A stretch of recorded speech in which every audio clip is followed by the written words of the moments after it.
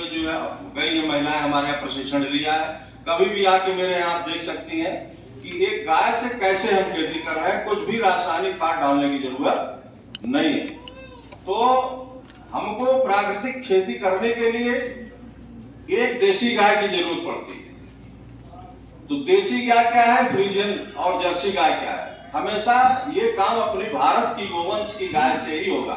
हमारे देश में भारत की 36 गोवंश प्रजातियां हैं, जिसमें से अगर आपको अच्छा दूध चाहिए तो आप ये गिर और साहिवाल, सिंधी, रेड सिंधी, हरियाणा और ये कॉकरेज और थारपारकर, ये सारी जो आज अच्छी नस्ल की गाय है बहुत अच्छा दूध दे रही है। तो कोई भी भारत अपने यहाँ की जो ये गंगातिरी गाय है, जो छोटी छोटी गाय हमारे यहाँ सफेद सफेद है, वो गाय बहुत ही बेहतरीन दूध देती है और वो दूध अमृत तुल्य होता है। जो गाय जितना कम दूध देगी उसमें उतनी ही गुणवत्ता होती है। जो गाय जितनी कम दूध देगी उसके दूध की क्वालिटी उतनी बेटर होती है, उसके गोबर की क्वालिटी उतनी बेटर होती है, उसके गोमूत्र की क्वालिटी उतनी बेटर होती है। तो हम कोई भी भारत की गाय को रखें तो गाय है क्या, गाय जो है जर्सी गाय और फ्रीजियन गाय में अंतर क्या है। हमारी भारत की गोवंश वही है जिसके पास खूब बड़ा बड़ा डील हो। डील समझ रहे हैं आप लोग, जो कुंभ होता है ये रील के ऊपर इतना बड़ा गोला सा, वो उसको डील कहते हैं। अगर डील नहीं है तो गाय नहीं है। और बड़ी बड़ी सींगें होनी चाहिए, जितनी बड़ी बड़ी सींगें होंगी वो गाय है। बहुत बड़ी खूब लटकती हुई लड़ होनी चाहिए, वो गाय है। बहुत बड़ा नाभा लटकता हुआ होना चाहिए, वो गाय है, अन्यथा गाय नहीं है। जर्सी फ्रीजियन तो गाय है ही नहीं, क्योंकि कोई भी गुण, 21 लक्षण होते हैं देसी गाय के, एक भी लक्षण ये जर्सी फ्रीजियन में नहीं है। न उसके पास डील है, न उसके पास सींग है, न उसके पास गरकम्बल है, न उसके पास नाभि है। और सबसे बड़ी क्वालिटी ये है कि वो जर्सी फ्रीजियन का दूध एवन होता है जो हर तरीके से हमको नुकसान करता है। उसके अंदर बैड बैक्टीरिया होते हैं। रिसर्च में पाया गया है कि वो आपके अंदर जाके अगर आप उसको लेते हैं तो अंदर जाके वो कोई न कोई बीमारी जरूर पैदा कर रहा है। और वहीं पे हमारी देसी गाय का दूध जो है अमृत तुल्य होता है, आपके अंदर प्रतिरोधक क्षमता उत्पन्न करता है। जैसे हम आपको डील बता रहे हैं, डील में क्या होता है कि 27 नक्षत्रों की जो ये वैश्विक ऊर्जा है उस डील के माध्यम से शरीर में आती है और शरीर के माध्यम से दूध में आती है, दूध के माध्यम से हमको मिलती है, जो हमारे अंदर प्रतिरोधक क्षमता हमेशा बढ़ाती है। वही हालत हमारे सींग का है, वही हालत हमारे गरकम्बल का है, इनसे भी प्रतिरोधक क्षमता बढ़ती है। तो हमको भारत की ही गोवंश रखना है, विदेशी नहीं रखना है। वो उनका न गोबर किसी काम का है, न उनका गोमूत्र किसी काम का है, न उनका दूध किसी काम का। उनको रखना है, वो गाय है ही नहीं। कोई 21 लक्षण में से एक भी लक्षण नहीं है उसके पास। सबसे बड़ा लक्षण ये होता है कि हमारी भारत की गोवंश की गाय में 1 ग्राम गोबर में 300 से 500 करोड़ सूक्ष्म जीवाणु पाए जाते हैं। हमारे भारत की गोवंश में, आप लोग लिख लीजिए इसको, भारत की गोवंश में जितनी भारत की गाय है उनके 1 ग्राम गोबर में 300 से 500 करोड़ सूक्ष्म जीवाणु पाए जाते हैं। और विदेशी गायों में मात्र 50 से 60 लाख। 500 करोड़ 50 से 60 लाख, सब कितना बड़ा अंतर है। तो ये जर्सी फ्रीजियन गाय नहीं है, ये बहुत खतरनाक प्राणी है, जो हमेशा जो इसका दूध लेता है वो अंदर उसके जो है निश्चित रूप से कोई न कोई रोग जरूर पैदा करेगा। तो आपको देसी गाय रखना है। तो देसी गाय, मेरा बोर्ड तो नहीं लगा है, लेकिन मैंने अभी आपसे कहा कि एक देसी गाय से 30 एकड़ खेती हो सकती है। 30 एकड़ 30 एकड़ खेती कैसे होती है उसको मैं बताता हूं। एक भारत वर्ष की जो गोवंश है, जो भारतीय गाय है, देसी गाय जो हमारी है, दिन रात मिला के 10 से 12 किलो गोबर देती है। देती है कि नहीं देती? आप एक दिन का गोबर चाहिए किलो, 10 किलो, 10 किलो गोबर, 10 लीटर गोमूत्र किलो गुड़, 1 किलो बेसन और थोड़ी सी जीवांश युक्त मिट्टी।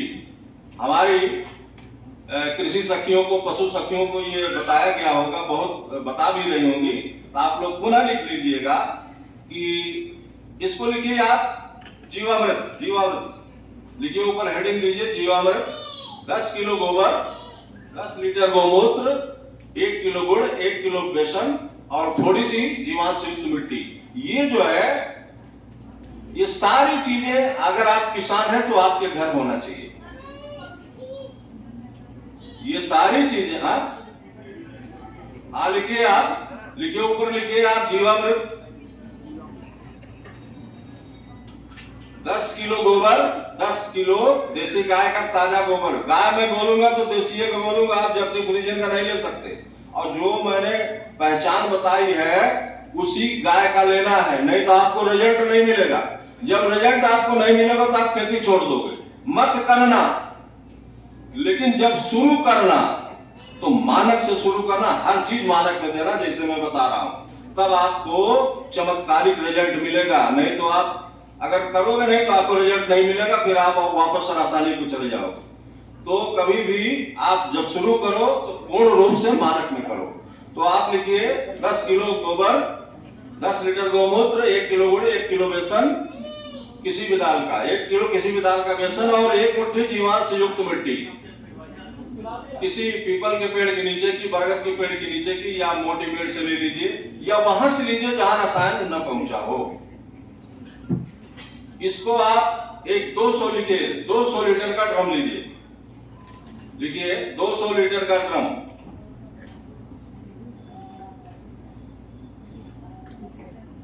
दो 200 लीटर के ड्रम में 250 लीटर पानी भर दीजिए आप। 200 लीटर के ड्रम में 250 लीटर पानी भर दीजिए। ये छाया में बनेगा, ये जीवामृत छाया में बनेगा। फटाफट नोट करते चले जाइए। ये छाया में बनेगा और अभी कौन आया?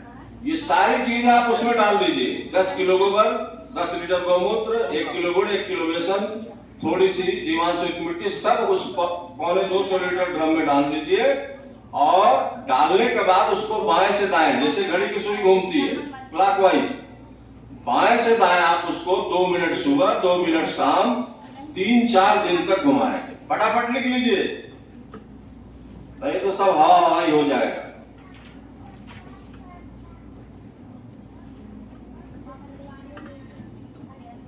पौने 200 लीटर पानी भरिए 200 लीटर वाले ड्रम में, और उसमें 10 किलो गोबर, 10 लीटर गौमूत्र, 1 किलो गुड़, 1 किलो बेसन, थोड़ी सी मिट्टी डाल के उसको बाएं से दाएं आप 2 मिनट सुबह, 2 मिनट शाम घुमाइए। और उसको चट वाले बोरे से ढक दीजिए, जो चट वाला बोरा होता है उससे ढक दीजिए। गर्मी में ये आपकी 4 दिन में खाद तैयार हो जाती है। 3 से 4 दिन में गर्मी में ये तैयार हो जाती है। ये 1 एकड़ की खाद आपकी तैयार हो गई। अब आपको इसको खेत में, 1 एकड़ खेत में ले जाना है। तो इसमें होता क्या है, किसान क्या है, उस ड्रम में थोड़ा सा छेद कर देते हैं 6 इंच ऊपर, और 6 इंच ऊपर छेद कर देते हैं। और जहां उनकी मेन नाली होती है ट्यूबवेल की, समझ रहे नहीं समझ रहे आप, मेन नाली में थोड़ा सा खोल देते हैं और 1 एकड़ में बहाते हैं उसको। 1 एकड़ में आप 1 ड्रम का ये जो 200 लीटर का जीवामृत बना है, इसको आप 1 एकड़ में बहा दीजिए सिंचाई में। और जितनी आप सिंचाई करिए सब जो है ऐसे बनाते रहिए और 1 एकड़ में ऐसा प्रयोग करते रहिए। और एक देसी तरीका आपको बता दे रहा हूं, बहुत दिक्कत अगर आ रही है जीवामृत में, तो आप जो है बाल्टी नमी हो तो या वैसे छिड़कवा के पानी भर दीजिए, तब भी ये काम करता है। लेकिन सबसे बेहतरीन रिस्पांस जो है मिलता है, हम उसको पानी के माध्यम से बहा दें या तो उसको स्प्रे करें। अब इसको कोई भी फसल है, लिखिए स्प्रे, लिखिए जीवामृत का स्प्रे।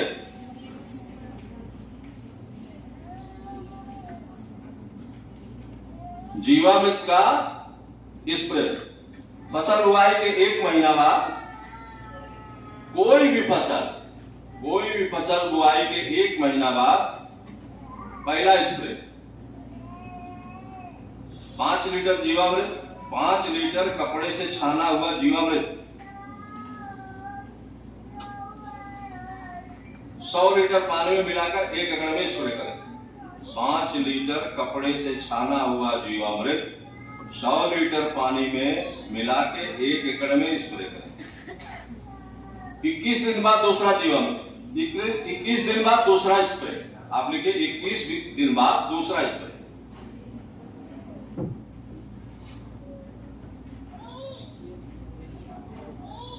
10 लीटर कपड़े से छाना हुआ जीवामृत, 150 लीटर पानी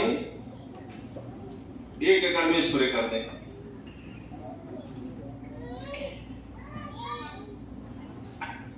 तीसरा स्प्रे 21 दिन बाद।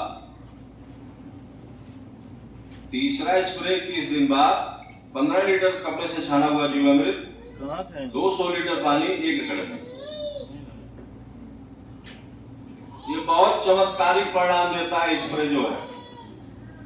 आप सिंचाई करिए, स्प्रे दीजिए, स्प्रे करिए, उसका बहुत बम्पर फसल हो रही है।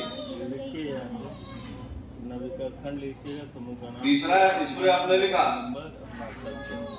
15 लीटर कपड़े से छाना हुआ जीवामृत 200 लीटर पानी में 1 एकड़ में स्प्रे कर दीजिए। चौथा 20 लीटर कपड़े से छाना हुआ जीवामृत 200 लीटर पानी में 1 एकड़ में स्प्रे कर दीजिए। और 21 दिन बाद होगा। जीवामृत उसमें आपने गोबर गोमूत्र मिलाया है ना, तो छानना ही पड़ेगा। वो छान के कपड़े से आप स्प्रे करिए, स्प्रे बहुत बढ़िया होता है। लिखिए चौथा स्प्रे 20 लीटर कपड़े से छाना हुआ जीवामृत 200 लीटर पानी में 1 एकड़ में स्प्रे करिए। पांचवा और आखिरी स्प्रे लिखिए, पांचवा और आखिरी स्प्रे 5 लीटर कपड़े से छाना हुआ जीवामृत 5 लीटर खट्टी छाछ। छाछ का मतलब समझते हैं ना, मंठा। 5 लीटर जीवामृत छान लीजिए, 5 लीटर खट्टी छाछ, 3 दिन को 4 दिन रख दीजिए, खट्टी हो जाएगी। इसको मिला के जब फसल फूल अवस्था में हो, लिखिए जब फसल फूल और कली अवस्था में हो, जब फसल फूल और दुग्धावस्था में हो, तो इन दोनों को मिला के स्प्रे कर देना चाहिए 100 लीटर पानी से केवल। 1 एकड़ में 5 लीटर कपड़े से छाना हुआ जीवामृत, 5 लीटर खट्टी छाछ, 100 लीटर पानी, 1 एकड़ में आप इसको स्प्रे कर दीजिए। बहुत चमकीला दाना होगा, बहुत मोटा दाना होगा और बहुत ही स्वादिष्ट रहेगा। अच्छा रिजल्ट आता है इसका छिड़क देने से। तो ये तो आप लोगों ने जान लिया कि जीवामृत कैसे बनता है। लेकिन जहां भी हमारी ये किसी समूह की दीदियां जाएंगी, सबसे पहले किसी के यहाँ जब जाती है बताने के लिए, ट्रेनिंग देने के लिए, तो लाल गाय दिखा देती है, चाहे डील रहे चाहे न रहे, तो उसका ये देसी है, साहिवाल है। ऐसा नहीं है। मैं फिर आपसे कह रहा हूं, जब तक आप पूर्ण रूप से शुद्धता पर नहीं चलोगे, रिजल्ट आपको खेती में नहीं आ सकता। अगर किसी ने लाल कह दिया, डील है ही नहीं, बहुत सी ऐसे चल रही है, तो वो गाय नहीं है। जो जिसके पास डील हो और गरकंबल हो, सींग हो, ये जो क्वालिटी मैंने बताई है वही गाय, ठीक है। तो आप जो है कहीं भी जाए शुद्धता का जरूर ध्यान दें, नहीं तो रिजल्ट नहीं मिलेगा। और इस समय नई पीढ़ी जो है चमत्कार को नमस्कार करती है, तो रिजल्ट उनको आना चाहिए। रिजल्ट नहीं आएगा तो छोड़ देंगे। जैसे तीसरे दिन उनको यूरिया का रिजल्ट आता है। एक जगह मेरी गोष्ठी चल रही थी, तो एक किसान ने पूछा कि कितने दिन में हरा हो जाएगा। तो मैंने कहा प्राकृतिक कृषि में कोई भी फसल कभी जो है पीली होती ही नहीं, क्योंकि शुरू से ही उसमें प्रतिरोधक क्षमता आ जाती है और पूर्ण रूप से वो प्रकृति के अनुरूप वो चलना शुरू होती है और उसमें पीलापन आता ही नहीं, क्योंकि सभी 16 तत्व हमारी गौ माता के आंत में है। कहां पे है? गौ माता के आंत में, गोबर जो बाहर आता है आंत से, उसमें सभी 16 तत्व मौजूद है। ऊपर से हमको कुछ डालने की जरूरत नहीं, केवल आप जीवामृत डालिए और डीएपी जैसे डालते हैं उसके बदले में आप घन जीवामृत डालिए। लिखिए आप हेडिंग घन जीवामृत। और 1 कर दे, सही है।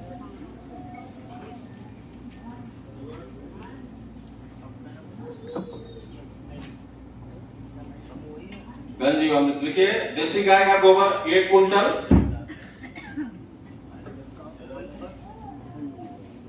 देसी गाय का गोबर 1 कुंटल, 10 लीटर गौमूत्र, 1 किलो गुड़, 1 किलो बेसन और मिट्टी, सब चीज वही है, केवल गोबर बढ़ा गया है इसमें।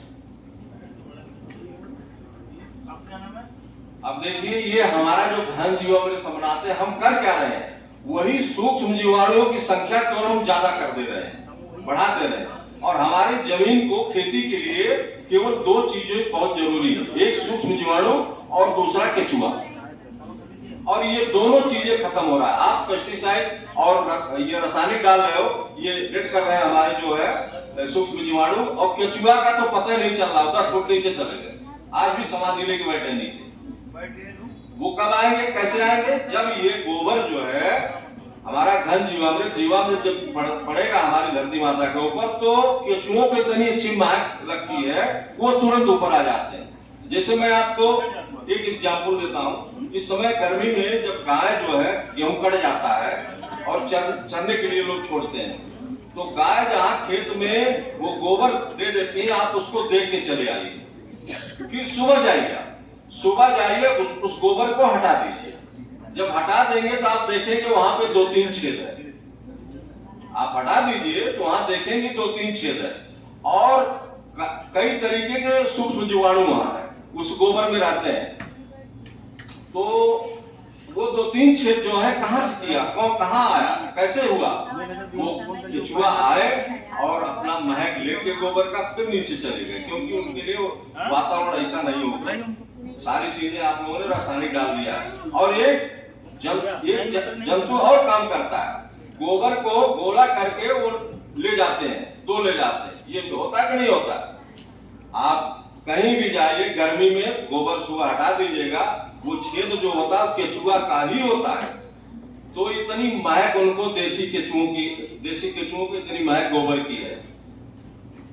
आप लिखिए घन जीवामृत 1 कुंटल देसी गाय का गोबर, ताजा गोबर चाहिए, मतलब 10 दिन का गोबर, ठीक है, उसको सूखना नहीं चाहिए। देसी गाय का 1 कुंटल गोबर, 10 लीटर गौमूत्र, 1 किलो गुड़, 1 किलो बेसन और थोड़ी सी जीवाणु युक्त मिट्टी।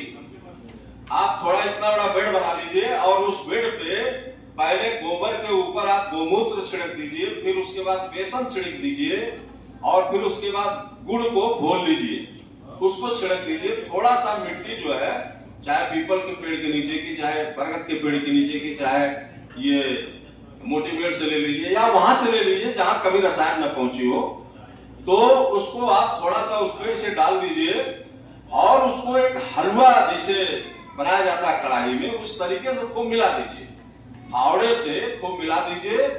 और उसको जो है, ये लिखा आप लोगों ने, कहां तक लिखे घन जीवामृत, कहां लिखे,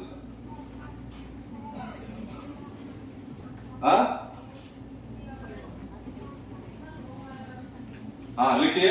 आप इन सबको हलवा तरीके आप मिला दीजिए खूब बढ़िया से, फरसा से लिखिए, फावड़े से खूब बेहतरीन ढंग से इसको मिला दीजिए और चट वाले बोरे से 48 घंटा ढक दीजिए। लिखिए, चट वाले बोरे से मिला करके 48 घंटा ढक दीजिए।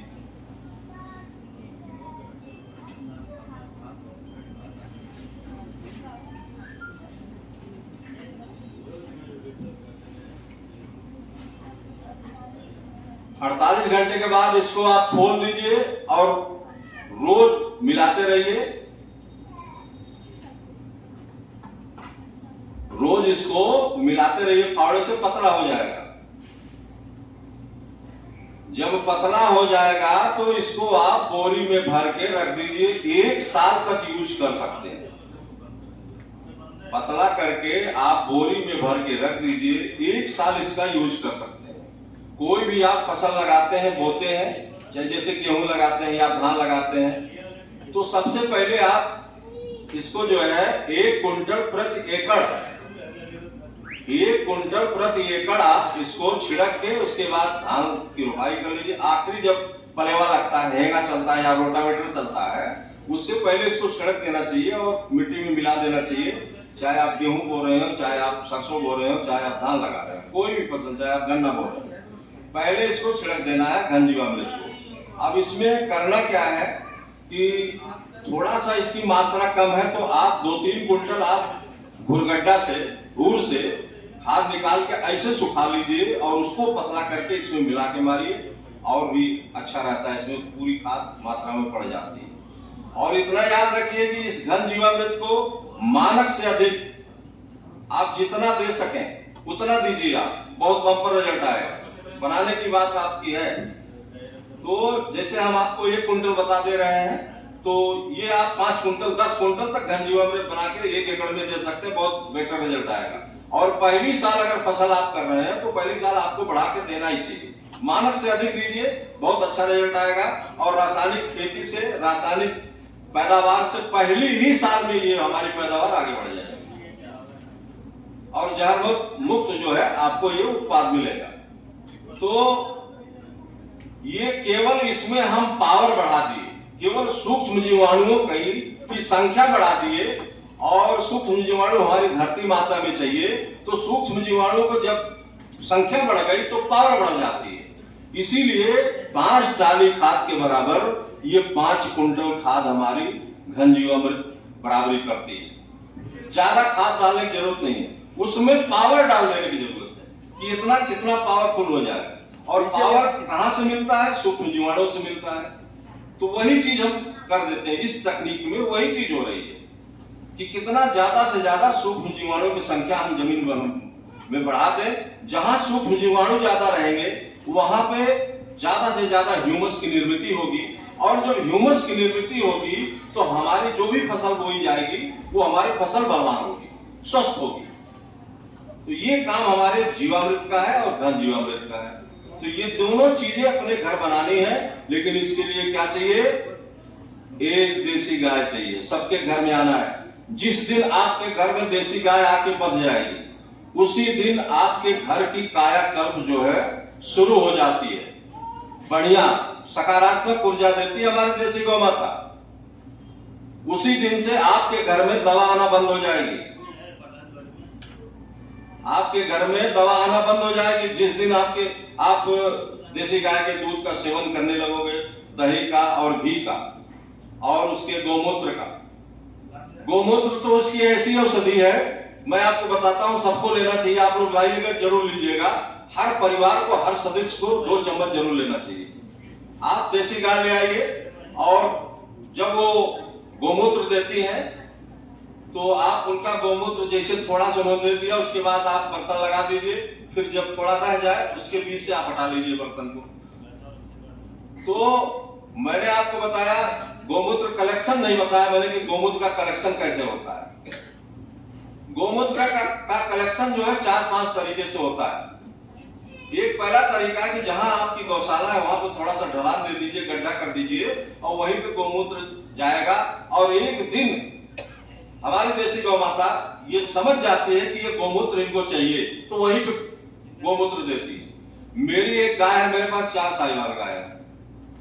4 साहिवाल गाय है। 2 गाय ऐसी है कि एक ही जगह गोमूत्र देती है, और मेरे यहाँ गोमूत्र फेंका जाता है, ड्रम का ड्रम फेंका है, कोई ले जाने वाला नहीं, और इकट्ठा करता रहता हूँ। दूर दूर से 50-50 लीटर, 40-40, 20-20 लीटर लोग ले जाते हैं, अपना बना रहे हैं। तो पहला तरीका है, आप ढलान दे देंगे अपने गौशाला में, तो वहीं पे गोमूत्र आएगा और उसको आप इकट्ठा करते जाइए ड्रम में। दूसरा तरीका है कि जब आप अपनी गाय का दूध लेने के लिए जाते हैं तो 2 बाल्टी लेके जाइए। जैसे आप बछड़ी छोड़ेंगे जैसे वो गाय पहले गोमूत्र देगी, उसके बाद दूध देगी। तीसरा तरीका, आपको तुरंत अगर गोमूत्र चाहिए, थोड़ा सा पानी उनकी पीठ पे डाल दीजिए इसे, तो वो तुरंत आपको गोमूत्र देंगे। तुरंत 2 लीटर गोमूत्र मिल जाएगा आपको। आप जाके देख लीजिएगा, करके देख लीजिएगा। चौथा तरीका है कि जब आप अपनी गौशाला में सुबह जाते हो तो हमारी गौ माता समझती है कि हमारा मालिक आ गया है, अब हमको चारा मिलेगा, वो खड़ी होती है। तो सबसे पहले वो गोमूत्र देती है, उसके बाद गोबर देती है। होता कि नहीं ऐसा? कोई गलत बात है इसमें? आप लोग जितना चाहो उतना गोमूत्र इकट्ठा कर सकते हो। गोमूत्र की कोई एक्सपायरी डेट नहीं है। क्या है? इसकी एक्सपायरी डेट नहीं है 100-200 साल पुराना। गोमूत्र जितना पुराना उतना अच्छा, और गोबर जितना ताजा उतना अच्छा। ठीक? गोबर जितना ताजा उतना अच्छा, गोमूत्र जितना पुराना उतना अच्छा। तो इस तरीके से हमको करना है। अब मैं बता रहा था कि आपको गोमूत्र पीना कैसे है। आप उसको जो है ले लीजिए बर्तन में, और कपड़े की 8 परत डाल के उसको जो है उसमें छानिए। वो जब छन जाएगा, छनने के बाद आप 2 चम्मच डाल दीजिए। 2 चम्मच आप कप में डाल के पानी भर के आप पीजिए। पूरे परिवार को पिलाइए, एक रोग नहीं होगा, कैंसर तक नहीं हो सकता। कैंसर को ठीक करता है गोमूत्र, वो चीज है। और मैं आपको बता दूं, अगर देसी गाय का घी है आपके पास, कहीं भी आप जाइए, चाहे आजमगढ़ शहर में आ रहे हो, चाहे बाहर कहीं भी निकल रहे हो, थोड़ा सा उसमें ऐसे लगा के और नाक पे ऐसे लगा लीजिए। कोई भी बैक्टीरिया आपके अंदर नहीं घुस सकते, कोई भी बैक्टीरिया। कोरोना नहीं, कोरोना का बाद भी लड़ के अंदर आपके अंदर नहीं जा सकता।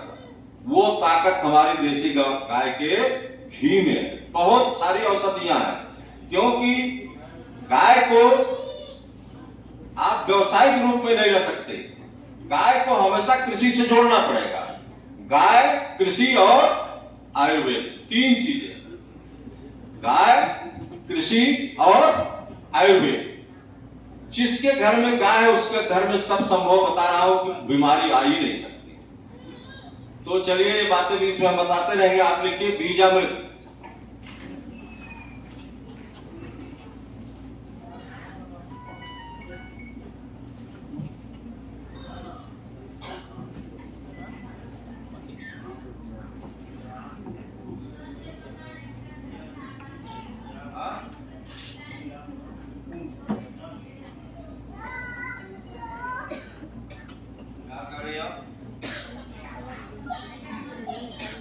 हाँ, ढकने के बाद आप उसको खोल दीजिए और उसको डेली मिलाते रहिए। सूख जाएगा तो महीन हो जाएगा। नहीं महीन होता, छोटा बड़ा थोड़ा रहता है, तो आप मुंगरी से कोड़ दीजिए, खूब महीन हो जाएगा। बोरी में भर के रख दीजिए। कोई पेड़ आप लगा रही है, थोड़ा सा घंजियों में डाल के, वहां से मिट्टी हटा के घंजियों में डाल दीजिए, और डालने के बाद वहां पे पेड़ लगा दीजिए, और जीवामृत से उसकी सिंचाई आधा लीटर से कर दीजिए, अमर हो जाएगा। ये सारी व्यवस्थाएं प्रकृति जो है हर पेड़ में प्रतिरोधक क्षमता पैदा करती है। जैसे मैंने मेरे फार्म पे टमाटर लगा, बैगन लगा, मैं क्या किया, थोड़ा सा इतना घन जीवामृत देके टमाटर को लगा दिया, बैगन को लगा दिया, और आधा लीटर जीवामृत जो है वो उसमें मैंने डाल दिया।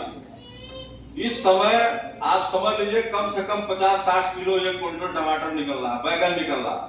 और 3 बार स्प्रे मैंने जीवामृत कर दिया, 1 बार सिंचाई किया, उसको आच्छादन से ढक दिया पुआल से। कितने लोग लहसुन को पुआल से ढके हैं? इसे बहुत से होंगे, देखो उधर सब हो गया। वो बहुत बढ़िया रिजल्ट आता है उसका। वो अभी विषय हमारी आगे आएगी कि हमको आच्छादन क्यों जो है काष्ठ आच्छादन से ही करना, अपने फसल अवशेष से ही करना है, कभी प्लास्टिक की मल्चिंग नहीं करना, क्योंकि उसके रिजल्ट बहुत खराब है। आप जो भी करना वो हमेशा काष्ठ आच्छादन जो हमारा फसल अवशेष है उसी की मल्चिंग करना है। तो आप लिखिए बीजामृत 100 किलो बीज के लिए। हमको कुछ भी बाहर से नहीं खरीदना है। जब हमारा पैसा मार्केट में दुकान पे नहीं जाएगा तो हमारी लागत कम होगी कि नहीं होगी? और जो उत्पाद आप पैदा करोगे उसको खरीदने वाले 1.5 गुना 2 गुना में खरीद लेते हैं। मेरा चावल 100 रुपए से ऊपर किलो बिक जाता है, 40 रुपए से ऊपर मेरा गेहूं बिक जाता है, टमाटर महंगे में लोग खरीद के ले जाते हैं, मटर में सब कुछ बारम से बिक जाता है, क्योंकि जानते हैं, क्या जानते हैं, इसमें जहर नहीं डाला जाता, इसलिए खरीद के। पैसा सभी लोगों के पास है, लेकिन ये पैदा जो चीजें आप लोग कर रहे हो बिना डाई यूरिया के, ये कम लोग कर रहे हैं, और अभी 2-4 साल में सब लोग करने लगेंगे। क्योंकि अगर जीना है तो ये प्राकृतिक भोजन खाना पड़ेगा। ये भविष्य है, पूरे विश्व का भविष्य है। और आप लोग इतना सोच लीजिए कि जो इतनी डाई यूरिया जो पड़ रही है, इतना रासायनिक खाद पड़ रही है, तो हम अपने अगली पीढ़ी को देने क्या जा रहे हैं? एकदम बंजर और ऊसर भूमि नमक वाली देने जा रहे हैं, और उसमें कुछ नहीं होगा। अब पैदावार घट रही है, पहले तो पैदावार बढ़ रही थी। जब हमारे जमीन का जीवांश कार्बन अच्छा था, तब तक ताकत मजबूत थी, हमारी धरती माता पहलवान थी, तब तक रासायनिक को झेलती गई, और झेलने के बाद पैदावार आपको खूब बढ़िया ले गई चरम सीमा पे। लेकिन जब वो कैंसर उसको हो गया, आप रोज जहर डालोगे, क्या होगा? कैंसर होगा। जैसे सबसे ज्यादा जहर कहां पड़ा? हमारे भारतवर्ष में, पंजाब में। पंजाब में डीएपी और यूरिया कटोरे से दी जाती है फसल को, कटोरे से। एक एकड़ में 20-20 पैकेट आलू में डीएपी पड़ती है। यही पश्चिमी उत्तर प्रदेश में जो आलू आप खा रहे हो इस समय, जो बाहर ये पश्चिम मेरठ और कन्नौज और यहाँ से फर्रुखाबाद से आ रहा है, इस आलू में 20 पैकेट एक एकड़ में डीएपी पड़ती है। अब आज समझ लो, तो सबसे ज्यादा डीएपी कहां पड़ रही थी? पंजाब में। और पंजाब की ये हालत है कि कोई घर ऐसा नहीं बचा है जिसमें कैंसर का मरीज न हो। वहां से, भटिंडा से बीकानेर के लिए एक कैंसर ट्रेन चलती है।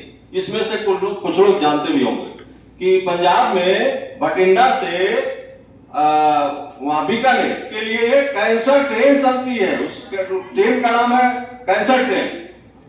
कैंसर ट्रेन के नाम से टिकट मिलता है, उसमें पूरे कैंसर के मरीज जाते हैं। सबसे ज्यादा कैंसर डीएपी होता है। तो पहले वहां बड़ा अच्छा विकास रहा, खूब अपना अंधाधुंध रासायनिक हुआ, और उसके बाद पूरा, इस समय बता रहा हूं, कोई ऐसा घर नहीं जिसमें 2-1 कैंसर के मरीज नहीं है। वहां पे वही दशा अपने यहां होने जा रही है। इस पे आप लोगों को चिंतन करने की जरूरत है, सोचना पड़ेगा कि आप लोग जो बाहर से खा रहे हो, जैसे सब्जी मंगवा रहे हो, तो हमेशा वो सब्जी लाओ, छोटे किसान की लाओ, जो गांव में खेती कर रहा है, जो मजबूर है, वो स्प्रे नहीं कर पाता। और वही सब्जी खरीदो जिसमें कीट लगे हो, जिसमें छेद हो, वही सब्जी खरीदो, जानबूझ के वही खरीदो, उसको काट के निकाल के बाहर कर दो, क्योंकि आप समझ लो कि उसपे स्प्रे नहीं हुआ है। हमसे आपसे ज्यादा दिमाग कीटों को है। वो वहां तक जाते हैं, फल तक, लेकिन जानते हैं कि इसमें ये जो है जहर है, उसको टच करके हट जाते हैं, नहीं खाते उसको। और वही चीज जब सब्जी मार्केट में आती है, जितनी चमकीली रहती है, हम लोग उसी खरीद को लाते हैं अपने घर। तो वो दिमाग वाले हुए कि हम दिमाग वाले, हम जहर खा रहे हैं और वो जहर टच करके हट जाते हैं। तो मार्केट से जिस सब्जी में छेद हो उसी को लाइए। समझ लीजिए कि उसमें दवा नहीं पड़ी। या तो मैं ये कहूंगा कि हर लोग अपने घर पे एक पोषण वाटिका बन रही है ना आप लोगों की, पोषण वाटिका में सारी सब्जियां लगा दो। अपने घर का आलू खाओ, अपने घर के जो भी पैदा कर रहे हो वही खाओ, बाहर से मत लाओ। बच्चों को वही खिलाओ, बच्चों को पैसे मत दो कि वो चाउमीन और बर्गर और ये सब खरीदे। उनको रोटी और नमक लगा के चोंगा पकड़ा के खिलाओ, ये नाश्ता करवाओ उनको। कभी भी 5 रुपए 10 रुपए उनको मत दो कि ये चाउमीन लाए, बर्गर लाए।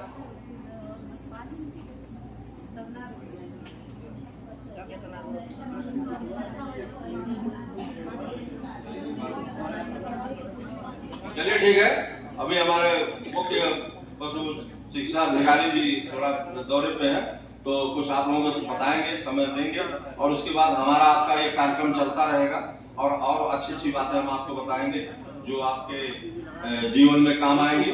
तो मैं अपने जिला पशु चिकित्सा अधिकारी जी को निमंत्रित करता हूँ, आके हम आपको कुछ बताएं।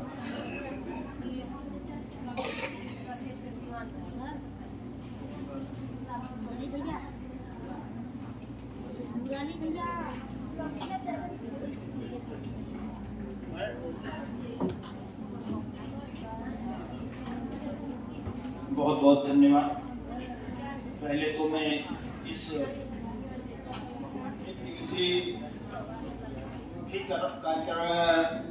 कार्यशाला जिसमें कि वो शालाओं को आपके माध्यम से विकसित किया जाना है और इनके उत्पाद से हमें जनसामान्य को, पूरे समाज को लाभान्वित करना है। इसमें आए हुए हमारे श्री महेंद्र सिंह जी जो आपको अभी गोवंश और गोवंश के उत्पाद के बारे में बहुत सारी चीजें बता रहे थे और आगे भी यही बताएंगे, उनका इस कार्यक्रम में स्वागत एवं अभिनंदन है। हमारे बीच इंजीनियर राकेश पांडे जी हैं, वो भी आपको गोवंश आधारित खेती पर बताएंगे। डॉक्टर राम बदन दुबे जी हैं, वो आपको गोवंश के बारे में, गोवंश के उत्पाद के बारे में आप लोगों को बहुत सारी चीजें बताएंगे। तो मैं आप सभी का इस कार्यक्रम में स्वागत करता हूँ, अभिनंदन करता हूँ और मैं ये चाहता हूँ कि आप हमारे आए हुए मास्टर ट्रेनर और अतिथियों का जोरदार ताली से स्वागत करें। धन्यवाद। मैं आप लोगों से कुछ 2-4 चीजें बताना चाहूंगा क्योंकि डीएम साहब के प्रोग्राम में मुझे लाल बत्ती लाना है। तो बिना पैसे की खेती करना, अभी डॉक्टर साहब आपने बता रहे थे। देखिए जो चीजें डॉक्टर साहब ने बताई थी उसमें आपका कुछ लगना नहीं है, बिना पैसे का, यानी जीरो बजट फार्मिंग जो हमारी सरकार की मंशा है, केंद्र सरकार और राज्य सरकार दोनों सरकार की मंशाओं को आपके जो ट्रेनिंग प्रोग्राम में है वह बताया जा रहा है और उसको आप लोगों को आत्मसात करते हुए समाज में इसको पहुंचाना है। आप लोग एक समाज के दर्पण के रूप में हैं, आप लोग जहां पर हैं पूरे गांव के लिए, उस क्षेत्र के लिए आप लोग एक आदर्श के रूप में हैं और आप लोगों के माध्यम से ही हमारे गोवंश आधारित खेती करवाई जानी है। गोवंश के जो उत्पाद होंगे उनमें क्या क्या आप बना सकते हैं, क्या कर सकते हैं, क्योंकि आपको एक एक गौशाला से जोड़ा जा रहा है। ये आप लोगों को शायद जानकारी हुई होगी कि आपके नजदीक की जो गौशालाएं हैं उस गौशाला को आपसे अनुबंधित करवाया जाएगा और गौशाला से जो उत्पाद होगा उससे ऐसे उत्पाद बनाएंगे जो मनुष्य के तमाम कार्यों में प्रयोग आते हैं और हमारी खेती के लिए वह अमृत है। हमारी खेती इस समय मिट्टी बीमार हो गई है, उसको स्वस्थ करने के लिए आपको जो गुण बताए जा रहे हैं, जो तरीके विधाएं बताई जा रही हैं, उसको आप लोग लिख भी रहे हैं और ध्यानपूर्वक सुन भी रहे हैं। इसमें आपको जीवामृत, घनामृत बताने के लिए आपने बताया, उसका जो है तरीका भी बताया और भी चीजें बताएंगे। कंपोस्ट खाद, वर्मी कंपोस्ट या गोबर के दीपक कैसे बनाए जाएंगे, गोबर की मूर्तियां कैसी बनाई जाएंगी, गोबर के गमले कैसे बनाए जाएंगे। इसके लिए आपको कुछ औजार या कुछ इक्विपमेंट्स, कुछ उपकरणों की आवश्यकता होगी।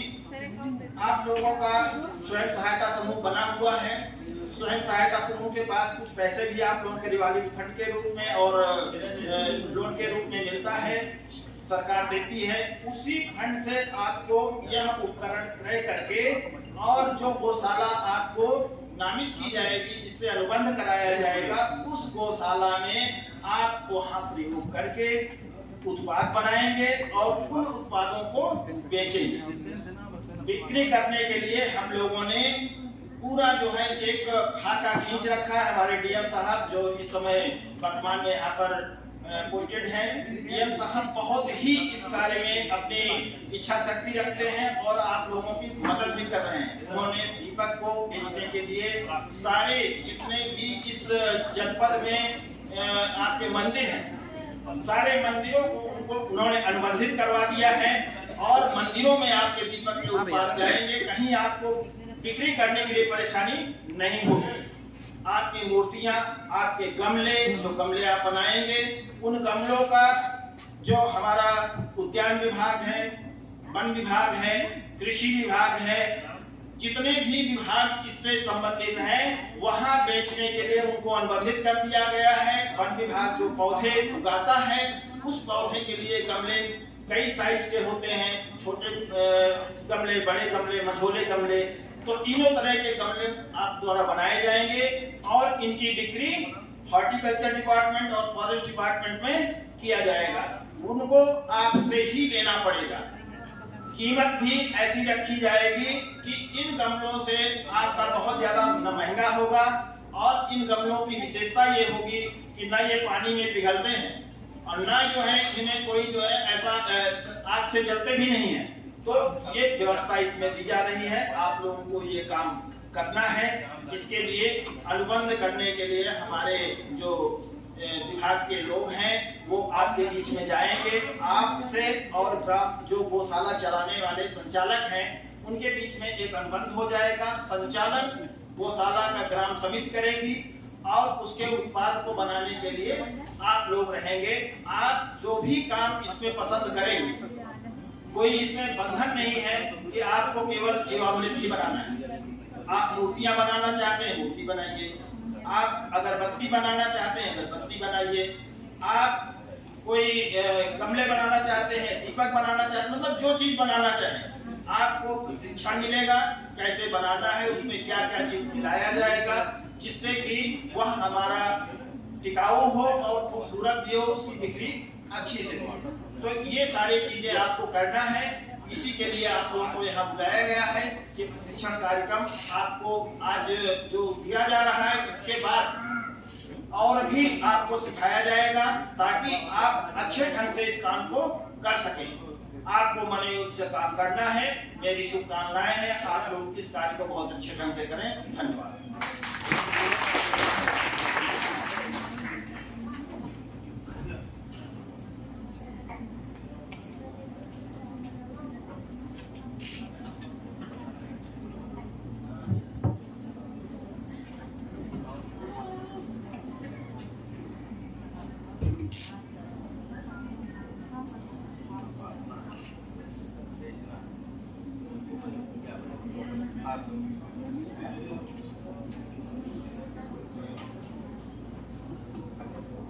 बहुत बहुत धन्यवाद। आपके आशीर्वचन हम सभी को मिले। आदरणीय मुख्य पशु चिकित्सा अधिकारी, अब हम चाहेंगे कि हमारे महेंद्र सर जो बता रहे थे वो आगे कंटिन्यू करें।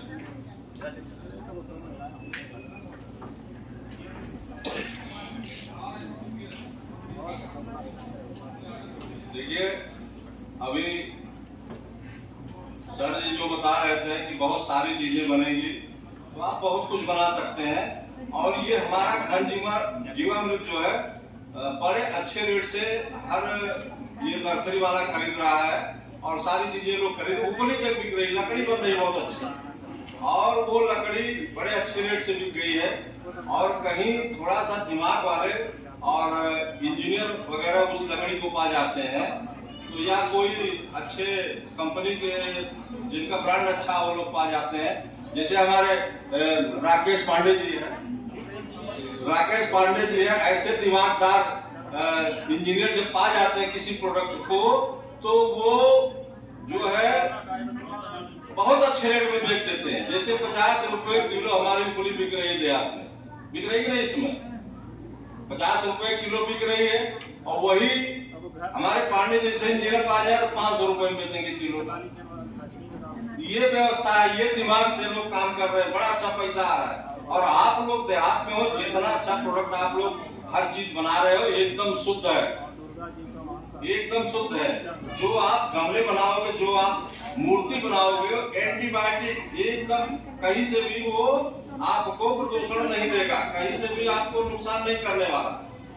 क्योंकि आप लोग जो पहले घर था तो वो गोबर से लीपा जाता था, दरवाजा, बरामदा और आंगन सब कुछ गोबर से लीपा जाता है। आज भी कुछ लोगों के यहाँ गोबर से लीपा जाता है, इसलिए कि कोई भी बैक्टीरिया आपके घर में नहीं जा सकता।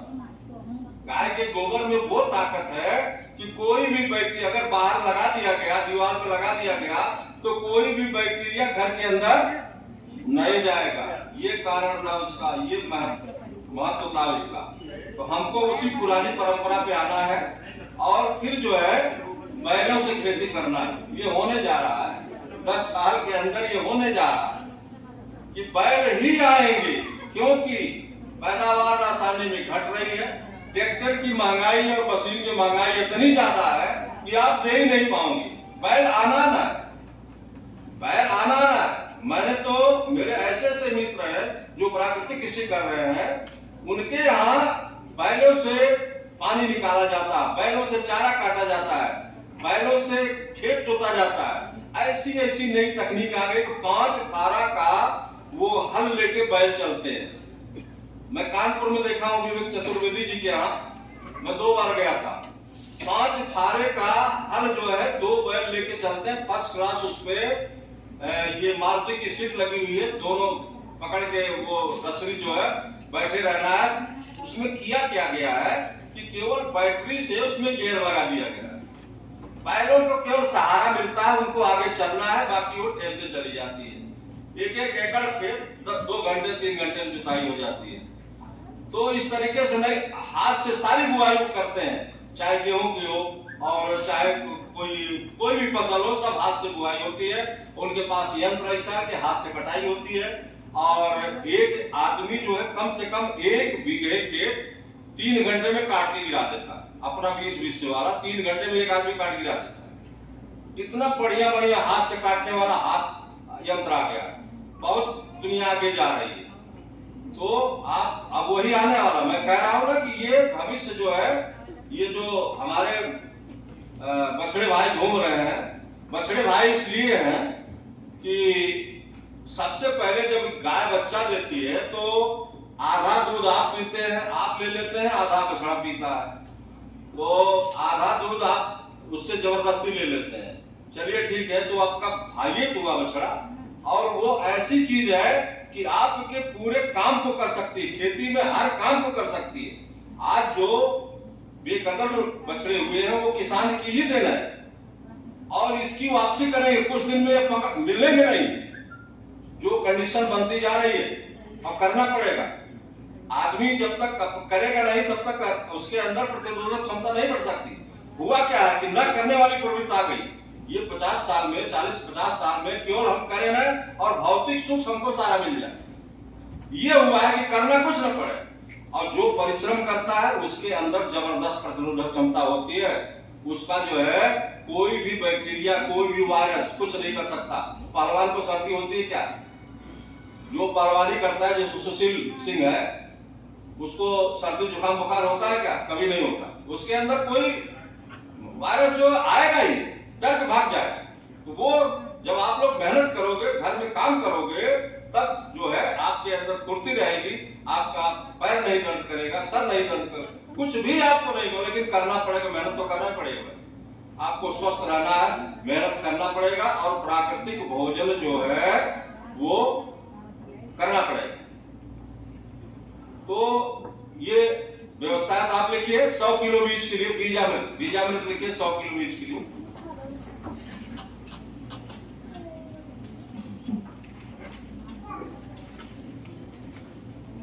सौ किलो बीज के लिए 20 लीटर पानी,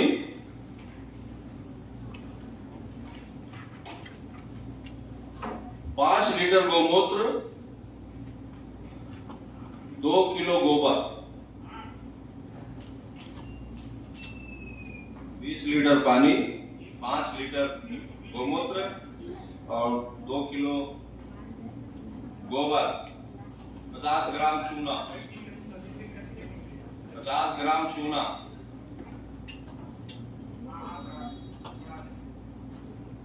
50 ग्राम चूना, और 1 मुट्ठी मिट्टी,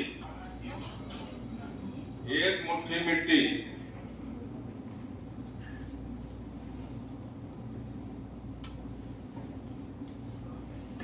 इन सबको आप मिला दीजिए छाया में, और मिलाने के बाद 24 घंटे इसको दिन में 2-1 बार इसको बाएं से दाएं घुमाना है। ठीक है, बाएं से दाएं इस घोल को जो आपने बनाया, इसको बाएं से दाएं आपको सुबह शाम घुमाना है। 24 घंटे में तैयार हो जाता है। करना क्या है कि आप बीज को ऐसे फर्श पे फैला दीजिए और फैलाने के बाद जो ये बीजामृत बनाया है इसको आप उसी पे छिड़क दीजिए, हाथ से, चाहे मग्गे से, चाहे किसी बर्तन से, और छिड़क के बीज में मिला दीजिए। ऐसे बीज को सुखा लीजिए और बीज को बुआई कर दीजिए। आपका ये शोधन हो गया, कोई रोग नहीं लगेगा। जो भी फसल आप बोएंगे उसमें कोई रोग नहीं लगेगा। तो ये आपका बीजामृत है। आप इससे कोई भी, जैसे आप सब्जी का शोधन करना है तो सब्जी आपकी कितने है, जैसे मैं 100 किलो बीज का बता रहा हूं, अगर आपको 50 किलो शोधन करना है तो उतना कम कर लीजिए। उतना जो है पानी और गौमूत्र कम कर लीजिए। 10 किलो करना एकदम कम बनाइए। अगर सब्जी का भी शोधन करना है तो इतना बना लीजिए थोड़ा सा, और उसमें सब्जी में लगा दीजिए। लगाने के बाद बुआई कर दीजिए। आप अगर धान की रोपाई कर रहे हैं या प्याज की बेरन रोप रहे हैं या टमाटर लगा रहे हैं, कुछ भी कर रहे हैं आप, जो शोर वाली ये पौधे लगा रहे हैं, आप बीजामृत बना के उसमें इसे डुबो दीजिए। उस शोर को डुबो दीजिए, फिर लगाइए उसको, कोई रोग नहीं होगा। ठीक है। तो ये आपको मैंने लिखा दिया। और एक आप लिख लीजिए कीट नियंत्रक। कीट नियंत्रक लिख दीजिए 10 पाउंड। नमस्कार किसान। आज मैं आपको 10 पाउंड लिखिए। 2 किलो नीम की पत्ती,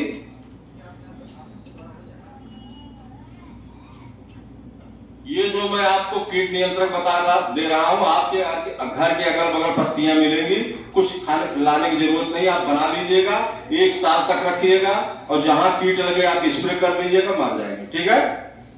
तो आप लिखिए 10 पाउंड लिखिए। 2 किलो नीम की पत्ती,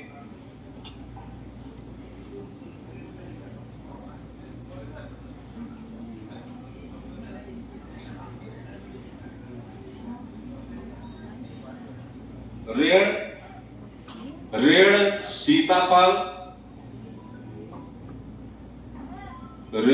सीताफल, गेंदा, बेल, तुलसी,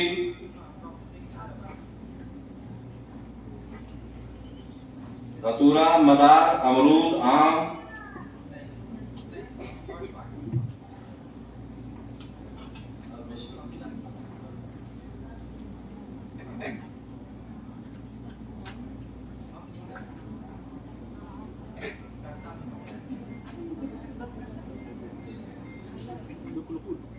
तो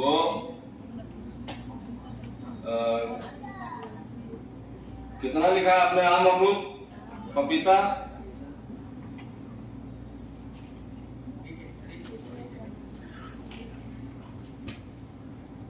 इन सबकी 2-2 किलो पत्ती लेना है। 10 का लेना है, मैंने 12-14 लिखा दिया क्या? 10 पत्तियों वनस्पतियों का आपका 2-2 किलो लेना है। ठीक है। आप लिखिए 10 लीटर गाय का गौमूत्र,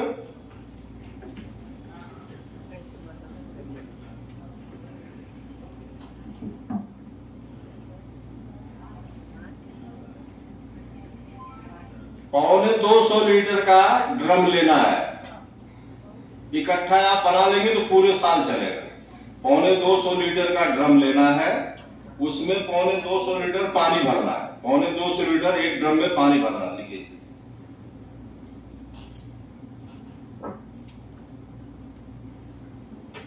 2 किलो देसी गाय का गोबर,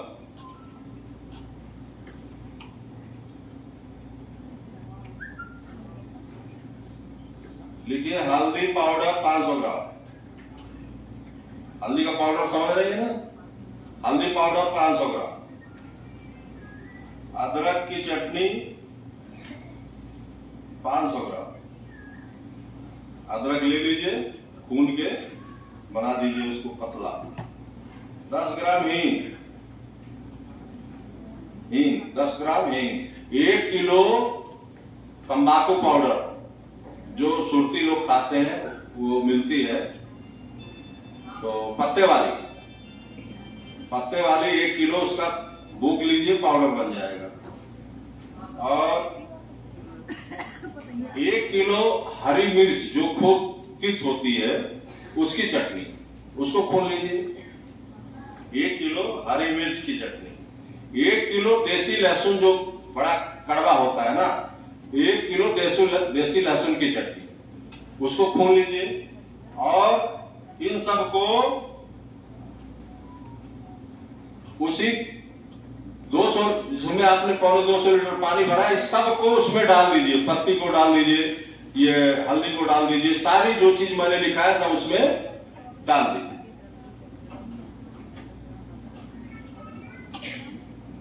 40 दिन इसको सड़ाना है। लिखिए 40 दिन जूट के बोरे से ढक दें। दिन में 1 बार जरूर घुमाएं, बाएं से दाएं 1 बार जरूर घुमाएं। 40 दिन में सड़ाना है इसको।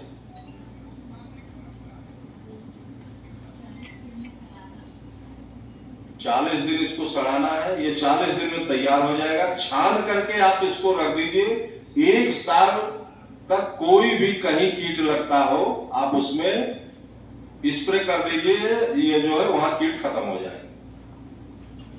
फसल के हिसाब से आप इसको स्प्रे करिए और ये कीट नियंत्रक आपका जो है बहुत अच्छा है। 10 पाउंड किसे कहते हैं, बहुत ही हर फसल में काम आता है, हर कीट नियंत्रक में काम आता है। तो आपको 3-4 चीजें मैंने बताई, समय मिला तो 2-3 चीजें और मैं बताऊंगा। अब और भी हमारे लोग हैं जो अपनी जानकारी आपको देंगे। तो बहुत बहुत धन्यवाद आप लोगों।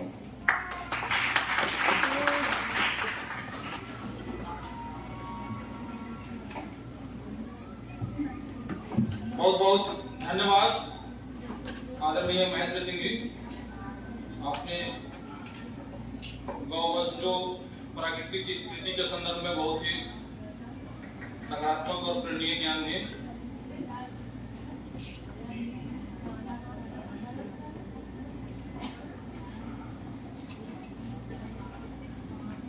अब राकेश कुमार पांडे जी आजमगढ़ एनजीओ से आए हैं जो पशुपालन के संदर्भ में जानकारी देंगे।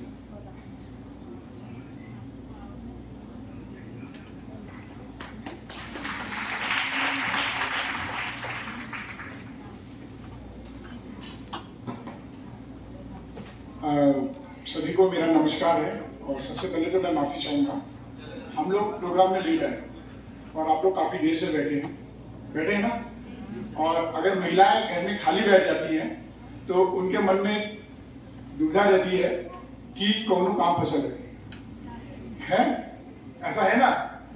और इतनी संख्या में अगर महिलाएं आई हैं तो जाहिर सी बात है कि इनके मन में कुछ सीखने के लिए और कुछ जानने के लिए आई है ना।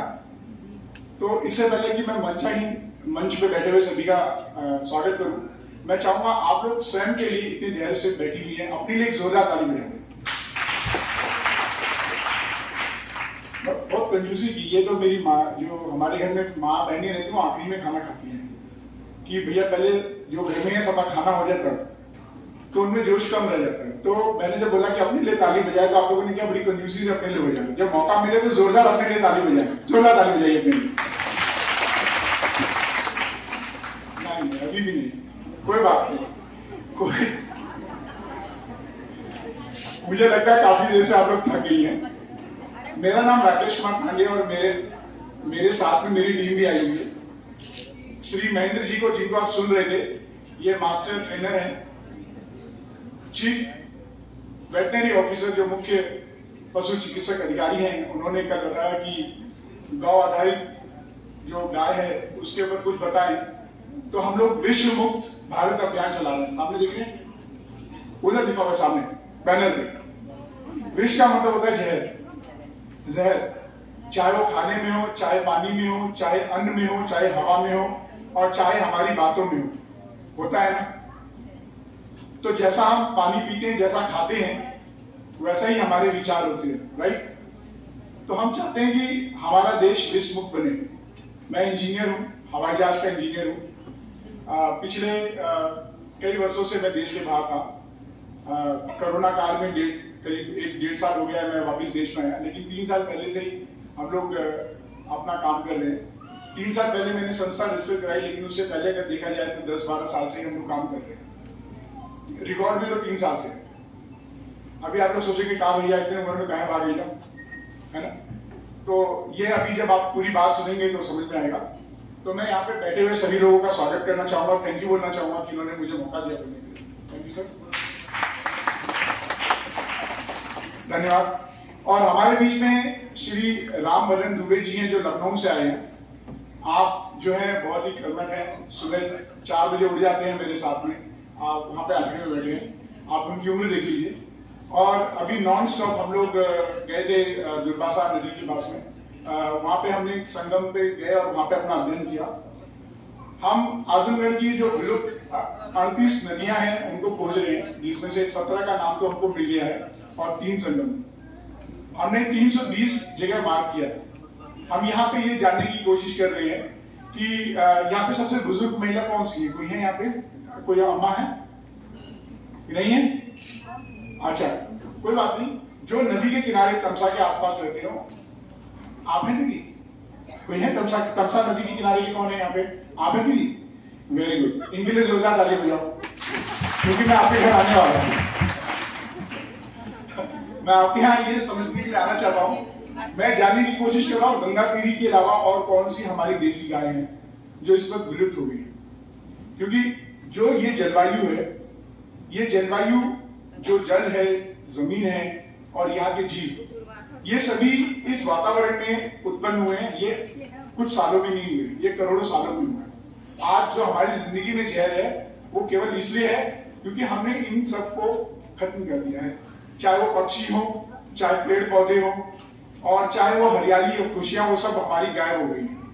अगर मैं बोलूं मेरी बहनें जो है माताएं यहाँ पे खाना बना के परोसती हैं, उसमें जहर है, तो थोड़ा अजीब सा लगेगा ना? क्या आपको किसी को पता उसमें जहर है?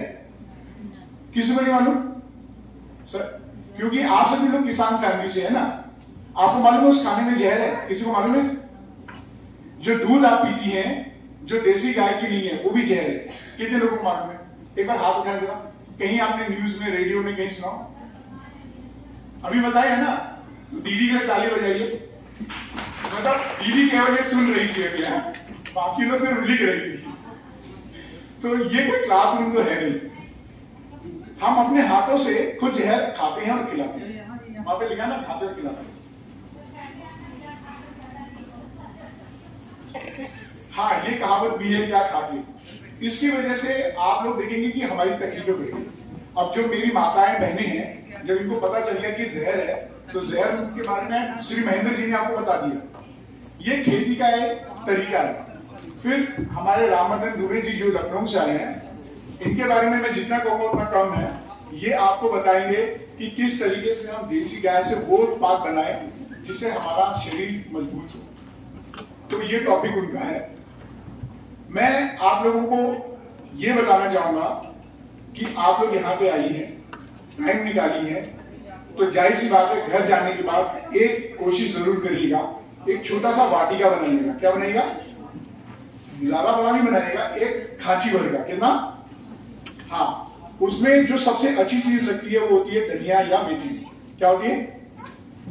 जो सर ने बताया है जीवामृत और गंजीवामृत बनाइएगा, उसको कंसंट्रेटेड बना के अपने बीज का बीज शोधन करिएगा। जैसे उन्होंने बताया धनिया का बीज शोधन करिए, जो विधि बताई है, और उसमें छिड़क दीजिएगा। क्या करिएगा? हाँ, सही बताऊं ना? ठीक है। अब उसमें जब आप डाल देंगे और उसमें जीवामृत और गंजीवामृत से ही केवल 10-10 रुपये अपना, जैसा सर ने बताया वैसा करिएगा। और जो गोबर आप मिक्स करके डालेंगे ना, थोड़ा गाढ़ा करके डालिएगा, ठीक है? और उसके ऊपर छिड़क दीजिएगा। क्या करिएगा? अब उसको आप देखिएगा। क्या करिएगा? जब वो पौधा बड़ा हो जाए तो देखिएगा कि क्या उसको कोई जानवर खा रहा है कि नहीं। जैसे नील गाय, गाय खाती कि नहीं खाती है, हर 10 दिन में वो डालते रहिएगा। और उसके बाद जब वो बड़ा हो जाए तो उसको झाड़िएगा, पानी में धोकर जब उसकी चटनी बना के खाइएगा तो उसका स्वाद बताइएगा कैसा है। कितने लोगों को पुराने स्वाद याद है? किसी को पुराना याद है कि गोभी में स्वाद ना हो रहा? देखो माताएं हाथ, ताली बजाइए जो माताएं ताली बजा रही। ये कमाल है, क्योंकि हमारी जो विलुप्त होती प्रजातियां उनको वापस ला रहे। अब जो इन्होंने बीज बताया वो भी हमारे पास कौन सी होनी चाहिए? देसी। अब देसी कौन सी बीज होगी? जो आपका पौधा बन गया उसी का बीज होना चाहिए आपके खेत का। हमें बाहर से बाजार से क्या नहीं खरीदना है? खाद भी नहीं खरीदना है, हमें कीटनाशक भी नहीं खरीदना है और हमें बीज भी नहीं खरीदना है। अब मेरी बहनें बोलेंगे हम तो खेती नहीं करते। भाई हम तो मदद करते हैं। कितनी बहनें ऐसी जो मदद करती हैं, खेती नहीं करती? मदद अच्छा, खेती कितनी लोग करती हैं? खेती मतलब एकदम खेत में उतर जाते हैं नहीं? अच्छा चलिए मैं आपको एक बताता हूँ। आपके इधर हमारी एक साध्वी जी हैं। आपका ये बनकट में गुलेर करके गांव है, संत जी हैं, तो उनको बहुत आध्यात्मिक रूप से जुड़े हुए हैं। उनकी साध्वी भी जुड़ी हुई है। उन्होंने एक प्राकृतिक खेती का मॉडल बनाया और देसी गाय का वो बनाया, गौठे का वो, क्योंकि अब इतना सा खाद चाहिए होता है 30 किलो जीवामृत। तो बोले ये रोज का इतना खतवा खा करा। तो उन्होंने एक सुंदर सा दिया बनाया। क्या बनाया? दिया, बहुत सुंदर दिया। और उन्होंने अपने हाथ से ही उसका एक ईंट बनाया। ठीक है, अब ये चीजें आप अपने 4 घंटे में निकाल सकते हो, क्योंकि मेरी बहनें 10 बजे के बाद खाली हो जाती है, माताएं बहनें हो जाती हैं मुश्किल से 10 या 11 बजे तक खिला पिला के। और यहाँ पे आजमगढ़ में कल्चर नहीं है कि सुबह ब्रेकफास्ट करें, फिर नाश्ता करें, फिर लंच करें, फिर ब्रंच करें और रात का खाना खाएं। 5 वक्त तक खाना कोई खाता है क्या? सवेरे एक वक्त खा के चलेगा, फिर रात को खाएगा, बीच में थोड़ा बहुत नाश्ता पानी होता है। तो आप कितने घंटे खाली हो गए? कितने घंटे खाली हो गए दिन में? उसमें सब लोग सोते हैं खटिया डाल के। मैं दोपहर में जाता हूँ ना, अरे कहा आ गई मैं गौवा में, पहले उनके शहरों उनके नींदिया ना वाले घूमत रहने पगलन नदी। 4-5 घंटे, वेरी गुड। ये दीदी के लिए जोरदार ताली बजाएगा, क्योंकि दीदी का अध्ययन बहुत अच्छा है। दुनिया में किसी भी ऑफिस में कोई भी आदमी 3 घंटे से ज्यादा काम नहीं कर पाता। वो सुबह ड्यूटी भले जाता होगा 8 घंटे, लेकिन प्रोडक्टिव काम क्या बोलते हैं, जिससे वो कुछ काम कर सके और उससे कुछ पैसे अर्जित हो सके, वो एन एवरेज 3 से 4 घंटे ही काम करता है पूरी दुनिया में किसी भी ऑफिस में। आप वो प्रोडक्टिव काम आराम से जब सोते हैं उस टाइम आप एक काम कर सकते हैं। एक उदाहरण के तौर पे, एक हमारी अम्मा जी थी, वो उनको ना पैरालिसिस हो गया। उनका ये जो हिप है टूट गया, क्या बोलते हैं उसको, कुल्ला। वो गिर गई थी और कुल्ला यहाँ से टूट गया। अब वो अपने बिस्तर से उठ नहीं सकती। वो ऐसे खटिया पे बैठी थी और बैठे बैठे वो तसल्ले में लेके ऐसे से कुछ बना रही थी। अब मैं तो थोड़ा गांव में जाता हूँ तो क्यूरियोसिटी आती कि क्या कर रही है। तो मैं गया, पूछा अम्मा क्या कर रही है? क्या खाली बैठे क्या कह रहा, बहू बैठा सब कर, तो हम बैठे दिया बनाओ थे। तो वो अपने उनके पास एक सांचा था, जैसे वो अपना होता है ना जैसे गुजिया बनाने वाला सांचा, ऐसी सांचा था। वो उसे कहते हैं मैनुअल सांचा। अगर आपको लगता है कि उसमें कॉन्फिडेंट आ गया, तब आप मैकेनिक ऑटोमेटिक मशीन्स भी आती हैं, उन्होंने उसे दबा के अपने हाथ से बना ली थी। तो मैंने कहा अम्मा कितना बना लेती हो? कहती अरे बन जाला 100-200 तो बन जाना। कितना? 100-200 दिया बना लेती है। अगर मैं 1 रुपए भी दिया मान लूं तो कितने रुपया हो गया? कितना? नहीं सही बोलो, 200 होता है ना। अगर 200 को अगर उन्होंने सिर्फ 20 दिन काम किया, 10 दिन आलस हो गया, आलस होती है ना, 10 दिन आलस हो गया, 20 दिन काम किया तो कितना रुपया हो गया?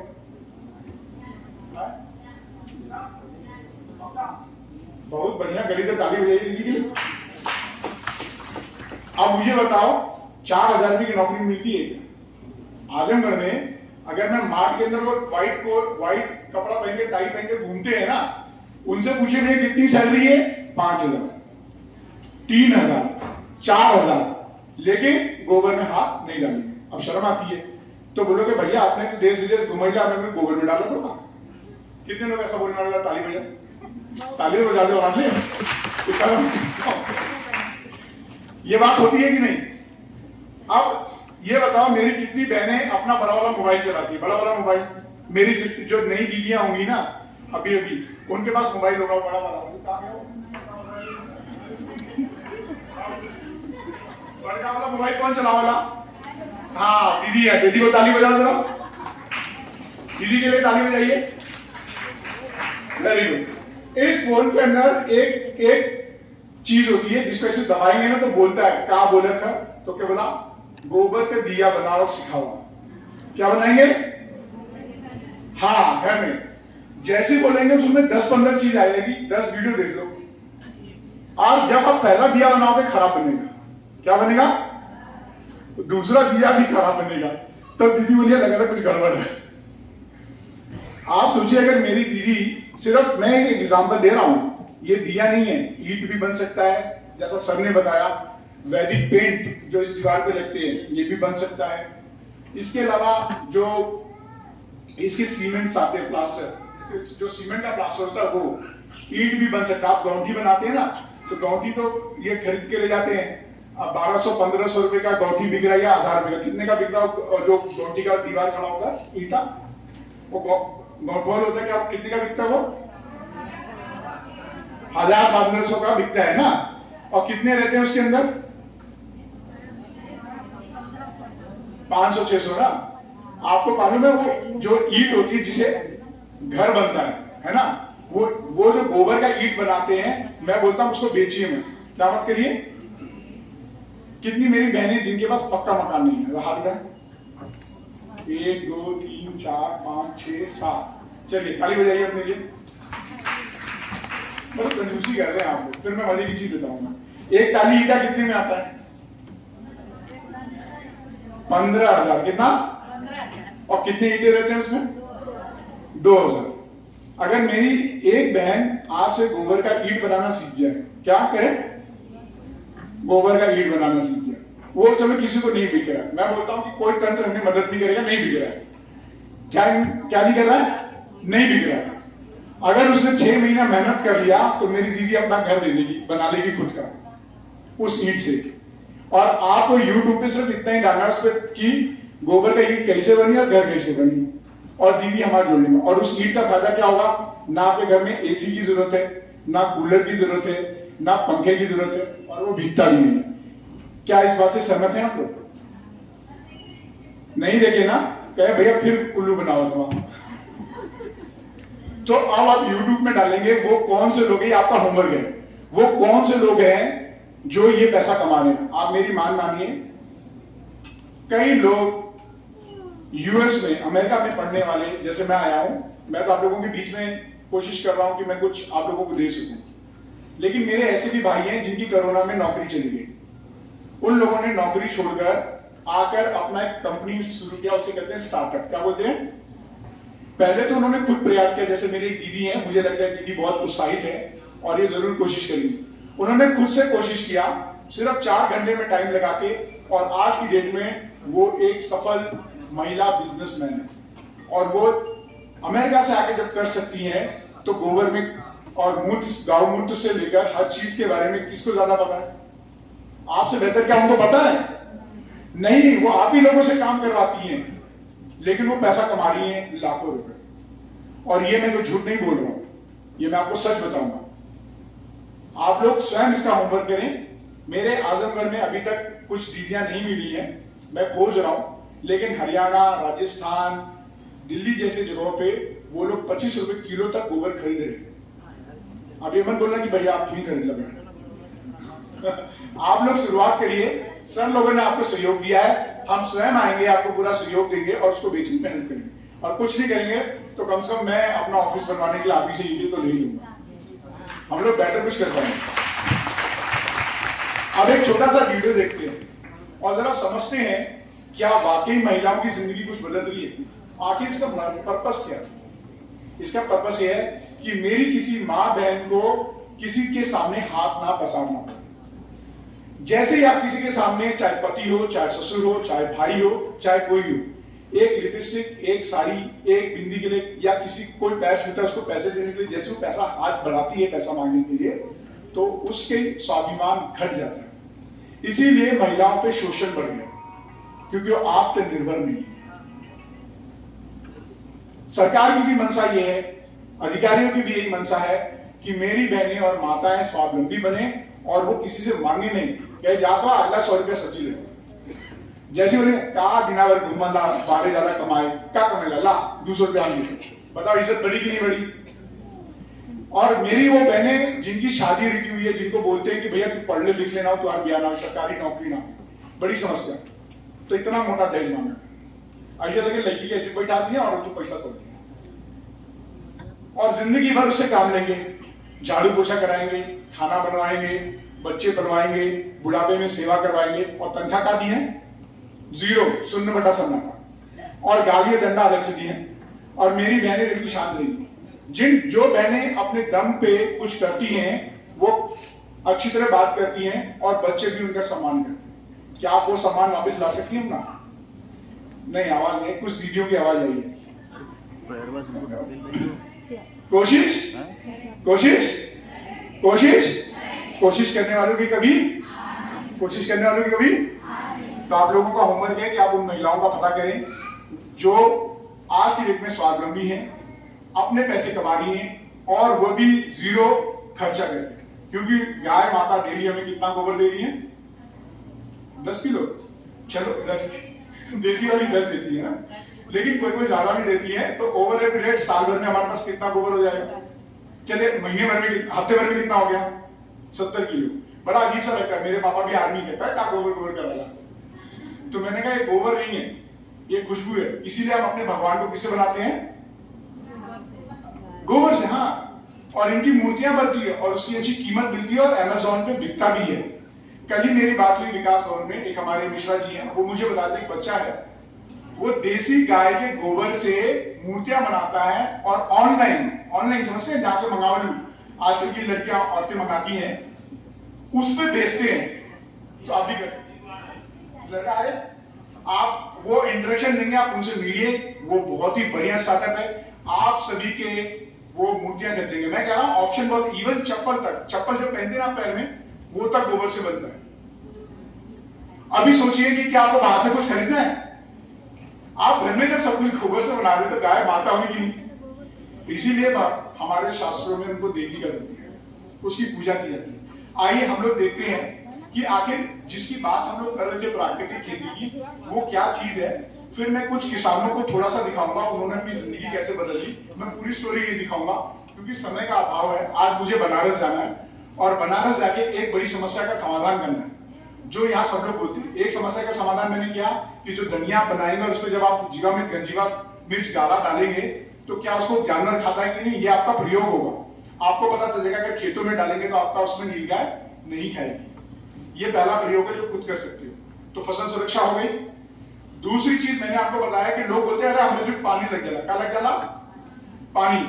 तो हमारे प्रेमचंद जी हैं, वो आ नहीं पाए क्योंकि वो बनारस मेरे साथ जा रहा है, वो सामान तैयार कर रहे हैं। हम 80 घाट पे, बनारस के 80 घाट पे एक प्रयोग कर रहे हैं और लोगों को दिखा रहे हैं कि जहर मुक्त उत्पाद कैसे बना सकते हैं। तो उन्होंने क्या कि इतना बड़ा छोटा सा एक जो वेस्ट प्लास्टिक होता है, वेस्ट प्लास्टिक को बोलेंगे जो खराब पन्नी हो, हाँ करिया वाली जो पन्नियां होंगे है, ओपन बड़ा, उन्होंने मिट्टी भर दी है, उसमें जीवामृत गंजीवा मार के उसमें पौधा लगा दिया। तो वो 50 रुपए का एक बड़ा पौधा लगता है और उसको एक हाइट पे रख देते हैं। कितनों में पानी लगे उठा के कहीं तो रखा है, चढ़ जाला लता। लौकी हो गया और खीरा हो गया, जो लताए वाली चीज है, पानी लगेगा तो उठा के ऊपर रख देंगे, जमीन तो है नहीं, तो क्या उनका फसल नुकसान होगा क्या? अब वो है नहीं तो प्रेमचंद जी के तो ताली बच जाए। और आपको ये भी बता दूं, ये जिनके नाम ले रहा हूं ना, जैसे हमारे महेंद्र जी हैं, ये मास्टर ट्रेनर हैं। प्रेमचंद जी किसी के बीच में पितामह कहे जाते हैं।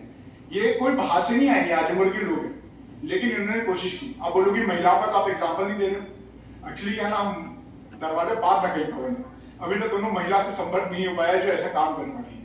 लेकिन एक दीदी है जो सेवापुरी में है, सोनी दीदी और सुमन दीदी, भदोही में है ना। हाँ, तो इन दीदियों से भी आपका संपर्क हो सकता है, आप इन दीदियों से भी उदाहरण ले सकते हैं। आइए हम लोग आप वीडियो देख लेते हैं ना। अच्छा लगा बात? कुछ करोगे? घर पे आऊंगा तो पहचानोगे ना, और माँ तमसा को बचाने में मेरी मदद करोगे, क्योंकि वो पानी है हमारा, वही खेत में डालेंगे, वही सब लोग पिएंगे, हम भी पिएंगे। तो आप प्लास्टिक कहीं खेत में डालेंगे, प्लास्टिक, हाँ, और जो बच्चा टाफियों की खाला ओके भी रखेंगे, एक ही जगह रखेंगे, ठीक है। उसको भी हम जैविक कीट में बदलने की कोशिश कर रहे हैं। लेकिन पहले हम लोग गाय के ऊपर ही बात करते हैं, क्योंकि गाय जो है ना, ये ज्यादा इंपॉर्टेंट है, क्योंकि हमारी माँ है जिसको हमने छोड़ दिया, उसको पकड़ना, उसको। तो मैं आपको एक वीडियो दिखाता हूँ। पहले तो हम देखते हैं कि आखिर जरूरत क्यों है। बोर तो नहीं हो रहे आप लोग? अच्छा लग रहा है? मैं बोर हो रहे तो बता दीजिए, फिर मैं कुछ और लगा। चलिए एक अच्छा सा वीडियो देखिए।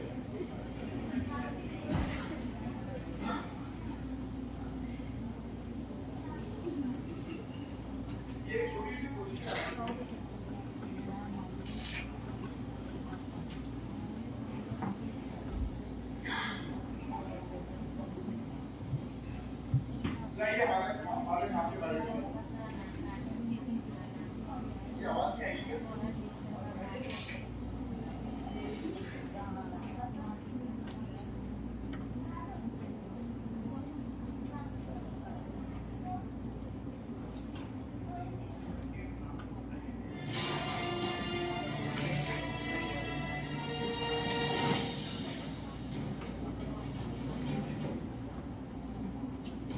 हमारे काम है वैसे।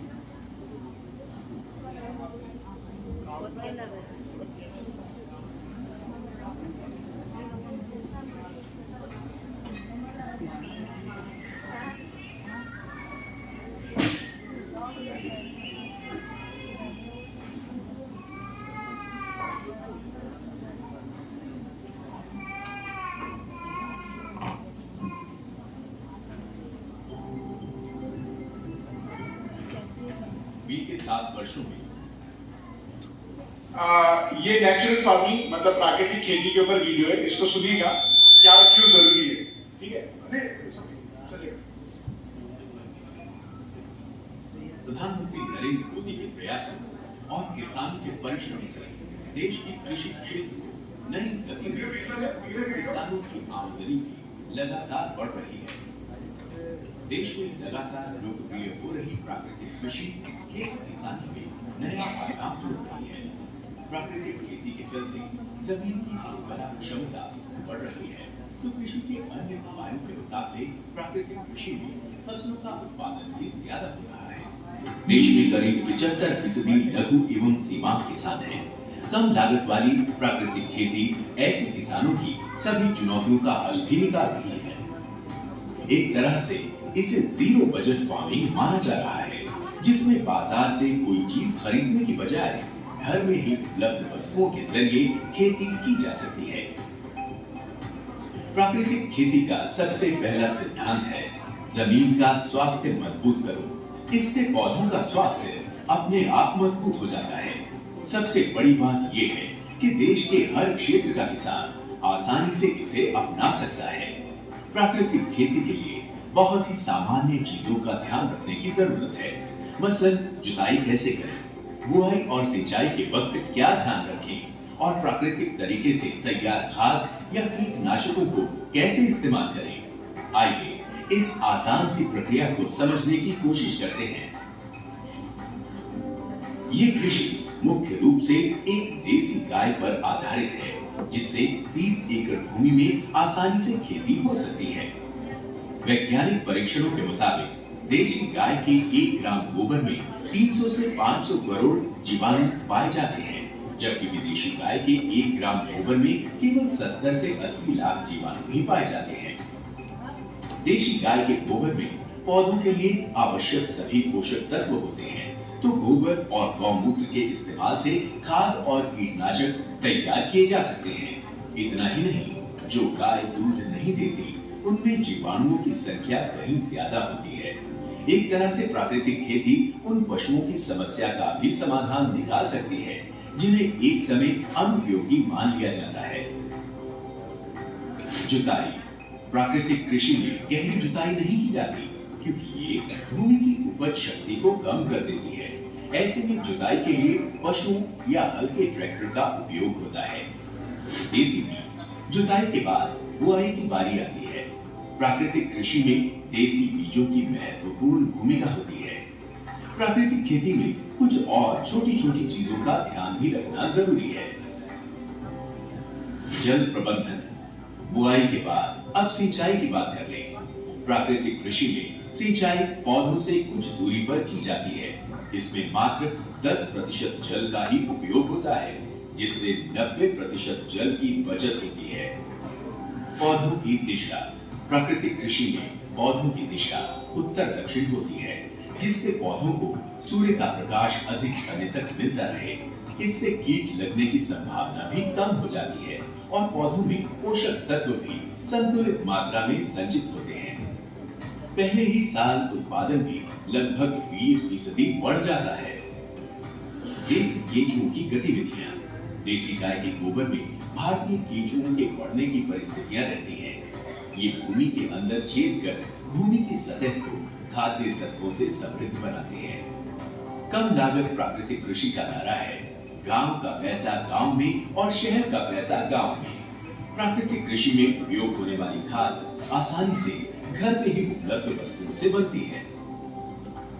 कम लागत प्राकृतिक कृषि में गाय के गोबर, गौमूत्र, बेसन और गुड़ जैसी चीजों के सहारे जीवामृत और घन जीवामृत नाम के 2 प्रकार के खाद तैयार किए जाते हैं, जिसके लिए बाजार से कुछ भी खरीद कर लाने की आवश्यकता नहीं है।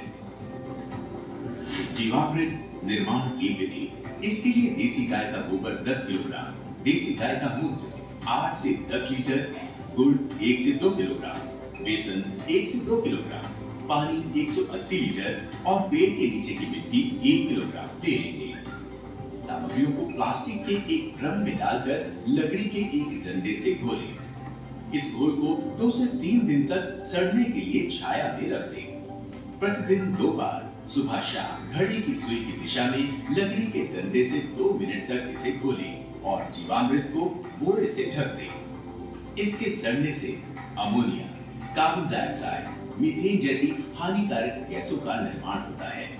गर्मी में जीवामृत बनने के बाद 7 दिन तक उपयोग में लाएं। सर्दियों में 8 से 15 दिन तक जीवामृत का उपयोग कर सकते हैं। जीवामृत को महीने में 2 बार या 1 बार उपलब्धता के अनुसार सिंचाई के साथ खेत में डाला जाता है, जिससे भूमि में जीवाणुओं की संख्या अविश्वसनीय रूप से बढ़ जाती है और अच्छी फसल तैयार होती है।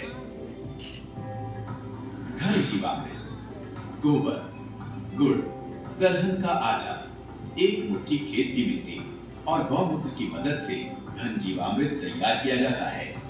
गीले घन जीवामृत को सुखाकर इस्तेमाल किया जाता है। किसी भी फसल की बुआई के समय प्रति एकड़ 100 किलोग्राम छाना हुआ गोबर खाद और 100 किलोग्राम घन जीवामृत मिलाकर बीज बोइए। बहुत ही अच्छे परिणाम मिलते हैं। बीजामृत या बीज अमृत। गोबर, गौमूत्र, चूना या खली, पानी और खेत की मिट्टी की मदद से बीजामृत को तैयार किया जाता है। बुआई से पहले बीजामृत का इस्तेमाल किया जाता है। बीजामृत द्वारा शुद्ध हुए बीज जल्दी और ज्यादा मात्रा में उगते हैं।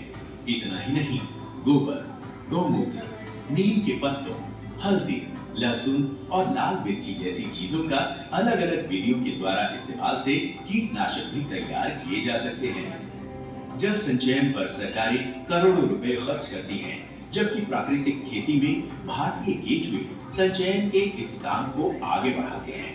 देशी गाय का गोबर केंचुओं के लिए भी एक उपयुक्त माहौल बनाता है। केंचुए जमीन इस तरह से खोदते हैं ताकि खेत में अधिक वर्षा की स्थिति में ज्यादा जल जमा नहीं होता है, तो साथ ही भूजल भी तेजी से रिचार्ज होता है। प्राकृतिक खेती इतनी सरल है कि इससे जमीन की उर्वरा क्षमता तो बढ़ेगी ही, 70% तक जल की खपत को कम भी किया जा सकेगा। कम लागत प्राकृतिक खेती गौ माता को बचाएगी, पर्यावरण की रक्षा करेगी, किसानों की लागत कम करेगी और साथ ही इसके जरिए लोगों को कई बीमारियों से भी बचाया जा सकेगा।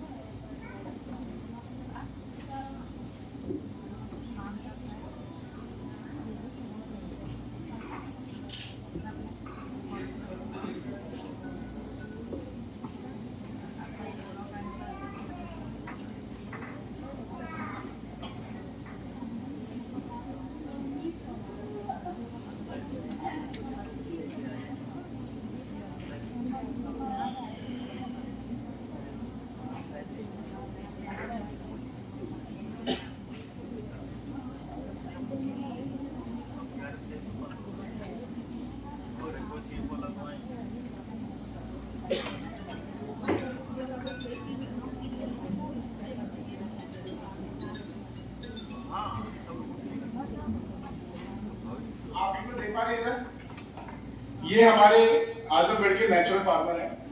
मास्टर ट्रेनर महेंद्र जी आपके बीच में हैं। प्रेमचंद के बारे में जो हमारे श्री प्रेमचंद जी जिनके प्राकृतिक कृषि के बीच में पितामह कहा जाता है वो हैं। श्री अतुल प्रताप सिंह जी हैं, ये भी प्राकृतिक कृषक हैं आजमगढ़ की। और श्री नरेंद्र मौर्य जी। तो अगर आप श्री नरेंद्र मौर्य जी की बात करेंगे, 3 स्तरीय बागवानी करते हैं। क्या करते हैं? 3 स्तरीय बागवानी। और इन्होंने अपने 7 बीघे जमीन के जो 7 बीघे का जमीन है उससे केवल इन्होंने प्राकृतिक खेती करके अपना 2 मंजिला मकान और गाड़ी बनाई है, केवल 4 साल।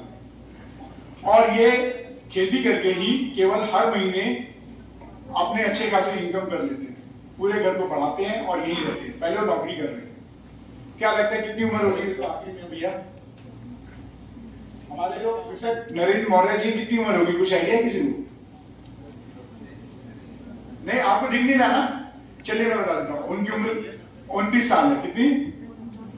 हाँ, 29 साल के व्यक्ति हैं। और हमारे यहाँ लोग तैयारी कितनी कर रहे हैं अभी सब? अभी चले जाओ, IAS PCS की तैयारी कर रहे हैं, नौकरी कर रहे हैं, संघर्ष कर रहे हैं। और कितनी नौकरी मिल रही है उनको? कुछ भी नहीं मिल रही। तो आप लोगों को जो भी ट्रेनिंग होगी वो निःशुल्क दी जाएगी। क्या होगी? हाँ, और जो भी सहयोग होगा वो हम पूरा सहयोग देंगे, लेकिन एक शर्त है।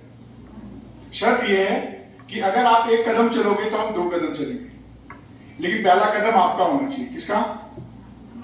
किसका? नहीं, किसका होना चाहिए? हमारा नहीं, मेरा। हमारे में तो फिर देखा देखी हो जाएगी। तू कहीं नहीं, तू कहीं ना कहीं। किसका होगा पहला कदम? किसका? तो मेरा नंबर ऊपर लिखा है 8423389144। अपना नाम पता लिख के व्हाट्सएप कर दे। जिस तरीके का सहयोग होगा मैं आपके गांव आऊंगा, सहयोग करूंगा। और इस वीडियो में जो आपने देखा इसमें 3 समस्याएं खत्म हो रही हैं। कोई भी दीदी मुझे बताएंगी कि पहली समस्या क्या खत्म हो रही है यहाँ पे? पहली समस्या क्या दीदी, क्या बोलिए? अच्छा, नंबर। अच्छा, मेरे को लगा आपको दिख रहा होगा। चलिए मैं नंबर बोलता हूँ। 8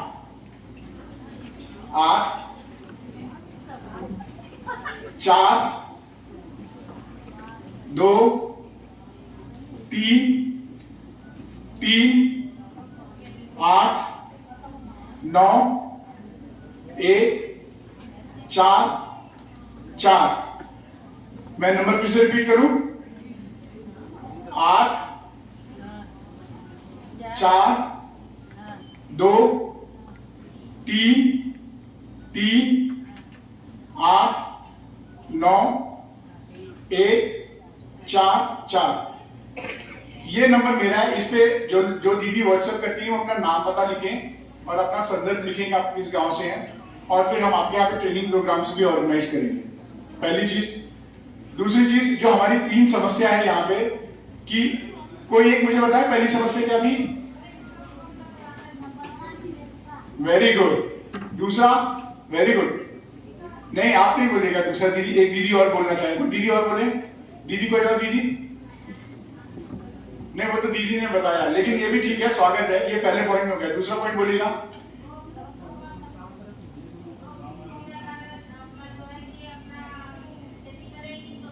वेरी नाइस। 3 दीदियों ने जवाब दिया है। आखिरी पॉइंट बताइए। आखिरी, फिर मैं खत्म करूंगा। मैं लगता ज्यादा पका रहा हूं, ऐसा तो नहीं है। आखिरी समस्या बताइए। जल की समस्या क्या है? जो हमारी तमसा माँ है उसमें रसायन ज्यादा है, उसकी भी एक पर्यावरण है, उस पानी के नीचे पूरा खराब हो गया, और यही पानी हमें पीने के लिए मिलता है।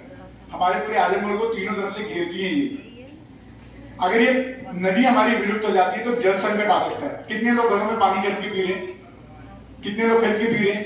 पानी खरीद के पीते हैं ना, घर का पीते हैं। तो डॉक्टर क्या बोलता है? पानी ठीक पियो, उबाल के पियो ना। इसलिए क्योंकि हमारा अंदर का जो जमीन के नीचे का पानी है वो इन्हीं पानियों से आता है, और ऊपर से गर्मियों में पानी का संकट आ रहा है ना। तो अगर हम देसी गाय पालते हैं तो हमारा जल संकट की प्रॉब्लम भी सॉल्व हो जाएगी, और हमारा सेहत भी सही होगा, हमारा फसल भी सही होगा, और पर्यावरण भी शुद्ध हो जाएगा। ये 3 समस्याएं हमारी खत्म हो जाएंगी। आप लोग 1 कदम चलिए, हम चलेंगे 2 कदम। आप चलेंगे 2 कदम तो हम चलेंगे, है ना? तो क्या एक जोरदार ताली बनती है प्रशासन को? बहुत बहुत शुक्रिया। और अब आप लोगों के पास में मेरा नंबर है, कभी भी संपर्क कर सकते हैं। मेरी गाड़ी है कोशिश यात्रा। कौन सी गाड़ी है? उस पर यही नंबर लिखा रहेगा, कभी भी रोक के पूछ सकते हैं, नंबर से कॉल कर सकते हैं। ठीक है, थैंक यू दीदी, बहुत बहुत शुक्रिया आप लोगों का।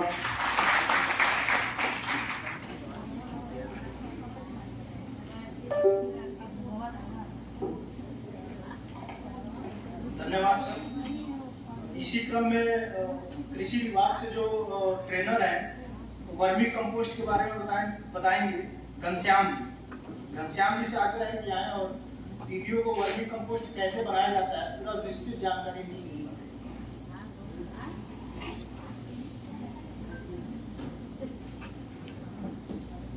यहाँ पे जो हमारी दीदी लोग आई हैं, भाई साहब लोग हैं, मैं इनका जो है कृषि विभाग की तरफ से स्वागत और अभिनंदन करता हूँ। और मेरा नाम घनश्याम चौबे है। मैं कृषि विभाग में जो है ब्लॉक टेक्नोलॉजी मैनेजर हूँ, और मुझे आज ये सौभाग्य प्राप्त हुआ है आप लोगों के बीच में कुछ बताने का। तो जैसा कि डॉक्टर साहब बता रहे थे अभी आपको जीरो बजट खेती के बारे में, और मुझे लगता है कि काफी कुछ इस वीडियो में देखने को मिल गया, और जो मूल उद्देश्य है हमारे जीरो बजट खेती का सारा आपको इस वीडियो में मिला। लेकिन उसी क्रम में एक केचुए की खाद होती है जो कि आप सभी जो है आप अपने घर पे ही उसका निर्माण कर सकती हैं, उसी को बताने के लिए मैं यहाँ आया। तो केचुए की खाद जो है आप पहला काम तो ये है कि आप देसी गाय जो है देसी गाय जरूर पालें। भाई जी अगर देसी गाय नहीं पाल पा रही है कोई बात नहीं है, अगल बगल जैसे आपका ये बागीचा है या फसल अवशेष है या घर का जो पूरा करकट है उसमें लहसुन की पत्ती और प्याज की पत्ती, कंकड़ पत्थर, प्लास्टिक, ये सब चीजें नहीं होना चाहिए। बाकी सब चीज आप ले सकते हैं। ये सब चीज को आप एक जगह जो है इकट्ठा अपना कर सकती है, करती होंगी आप लोग, सभी लोग करते होंगे। जिसके पास गोबर है, गाय पानी है, वो भी लगता होगा एक जगह। या पहले देखिए, पहले क्या होता था, कूड़ा होता था, गड्ढा खोद के लोग उसमें जो है को डालते थे। जब जून का महीना आता था, पहली बरसात शुरू होने वाली होती थी, तो बैल, हमारे जमाने में बैलगाड़ी को उसको लाद के जो है खेत में फैलाया जाता था। ये सिस्टम था पहले का, लेकिन उसी को थोड़ा सा आधुनिक कर दिया गया। हर चीज लगभग वही है, लेकिन थोड़ा सा आधुनिक कर दिया गया जगह की कमी की वजह से। अब उतनी जगह नहीं रह गई क्योंकि हमारा परिवार बढ़ते चला गया, लोग बढ़ते चले गए, जमीन कम होती चली गई। उस परिवेश में उसका वैज्ञानिकों ने निर्माण किया वर्मी कंपोस्ट यूनिट का, जिसका बहुत कम क्षेत्रफल में जो है आप उसका खाद अपना कई एकल भूमि के लिए कर सकती है। अब देखिए उसमें क्या है कि आपको बहुत ज्यादा कुछ करना नहीं है। आपका जो भी पशुपालन है वो आप कहीं इकट्ठा करती होंगी, इकट्ठा कर रही हैं, करती होंगी, बस उसका आप थोड़ा सा तकनीकी ढंग से उसका आप निर्माण कराइए।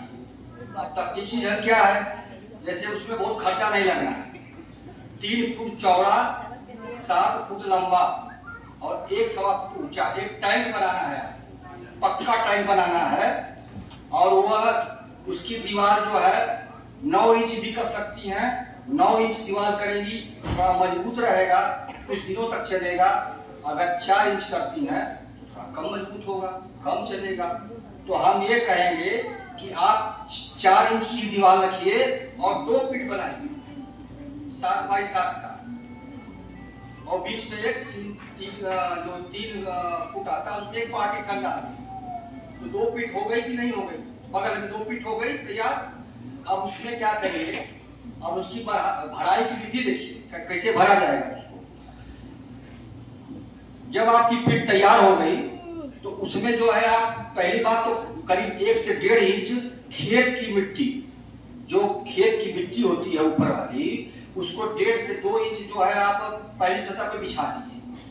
इसके बाद आपके घर बगीचा है या पूरा पतई रखा हुआ है, कुछ भी रखा हुआ है, इस तरह से उसकी एक परत लगा दीजिए। इसके बाद फिर 1 इंच से 1.5 इंच उसके जो खेत की मिट्टी वाली परत है, मट्टी है, उसकी परत लगा दीजिए।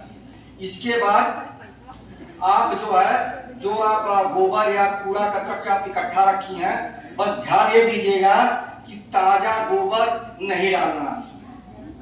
गोबर अधसड़ा, आधा सड़ा, जैसे मान लीजिए आप कम से कम 1 महीना 1.5 महीना का वो रखा हुआ हो तो क्या होता है उसकी गर्मी जो है निकल जाती है। वैसे अगर आप ताजा डाल देंगे तो जो केचुए जो है बहुत नाजुक होते हैं, वो मर जाएंगे।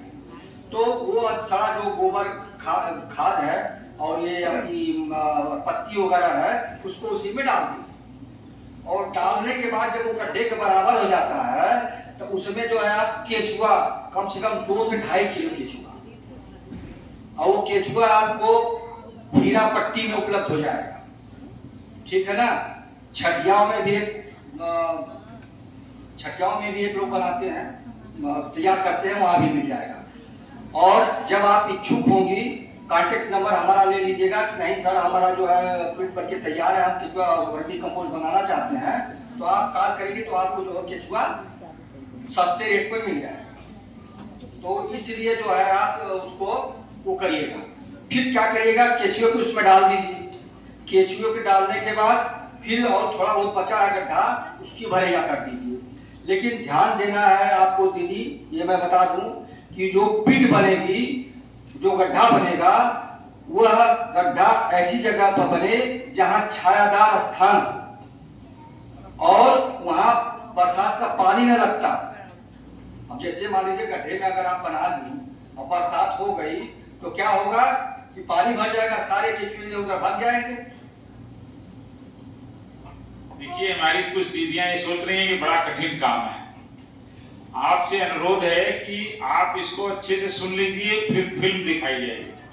और आपके बीच में हमारे समूह की यहाँ दीदी हैं जो ये काम बहुत अच्छे से करती हैं और वो खाद इसको बेचती हैं, तो उनसे भी हम अभी आपका परिचय कराएंगे, वो अपना अनुभव बताएंगे और कहां से केचुआ लाती हैं। आपने बता दिया, जैसे हम आपको ट्रेनिंग दे रहे हैं, जैसे हम आपको निःशुल्क गोबर की व्यवस्था कराएंगे और अभी आपको उससे गमला बनाना, दिया बनाना, कंडे लकड़ी जिसको कह रहे हैं उसको बनाना, उसकी बात करेंगे, तो हम लोग समय समय पे आपको सारा सहयोग करेंगे। मेरा सिर्फ अनुरोध है कि आप इसको ध्यान से सुने।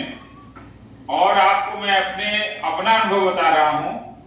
देसी गाय की बछिया जो होती है, किसी को लीवर की बीमारी हो और तमाम बीमारियों पे शोध हो रहा है, उसका मूत्र समझिए किसी भी दवा से कई गुना ज्यादा फायदा करता है।